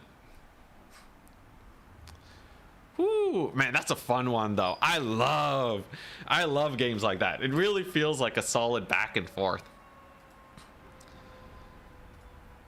I wish I had something that could kill the branch rates, but in the end, if he wants to Popo are here. If he wants to spend that much money on double branch rates, I'm fine. There we go. Is the Demons of Chaos challenge over? More or less. They did temporarily get to number 1. Are they still number 1? Let me check. Let me check. So I was playing High Elves, and he was playing the Woodies. Are they still number 1? Dang it! They're number 2. Someone won with Slanesh in the last few hours. So I will probably still play them one more time in a turn tournament, just to really secure their position. But yeah, it's like every once in a while, either Norska, Count, or Slanesh. Like, if a faction main rolls in with one of those factions and wins a tournament with them, they will temporarily beat the Demons of Chaos in terms of win rate. But they were temporarily, for like 10 minutes, they were number 1. Potato called the cops. Hey, Potato's Devil. Yo, you played it well. You played it really well. I do think this is slightly high elf favored because of Alariel. But I think you did it. I think you did good. I had one Waywatcher. Bro, your Waywatcher cooked? What the crap? 2,600? Where did that come from? Oh my god. You lost to Slanesh today? Well, your name is Suck. I feel like you should be weak to Slanesh. Oh boy, dude, the Slanesh memes, they're not even complicated. Why do I? Anyways, do you live close? Yeah, I live close to either a police, firefighter, or hospital station. I'm not gonna say where. I've seen enough Rainbolt to know that if I give you even a little bit of information, you'll find me. And I don't feel like being found. Why are you making Slanesh jokes? I don't know. There's something in my head that's like, do it. Do it. It's right there. Go for it. Yeah, yeah, no. I would not be able to resist the forces of chaos, all right? Anyone who's even made a Yamama joke, if you think you can resist chaos, you won't. Anyways, I am going to call it a day for today. I'll do a little bit of editing. Haven't put out a video in like months, man. But yeah, was fun. We won with High Elves. Charix, I apologize. Charix was telling me High Elves were a top tier faction for so long, and I was like, the bottom tier, I hate them. He was right. He was right. And he's made a kite monster because of it. I hope you guys had a wonderful time. Peace out. Tomorrow, we're going to do some quick campaign shenanigans. And of course, if you are one of these wonderful supporters, I hope you enjoy this shout out. To Clint, Terry Tuckleby, Pops, Miss New Booty, Stevenson Morden, Charlie Benjo, Noble Naldor, and Organ Donor. I appreciate you guys very much. And I'll see you guys tomorrow.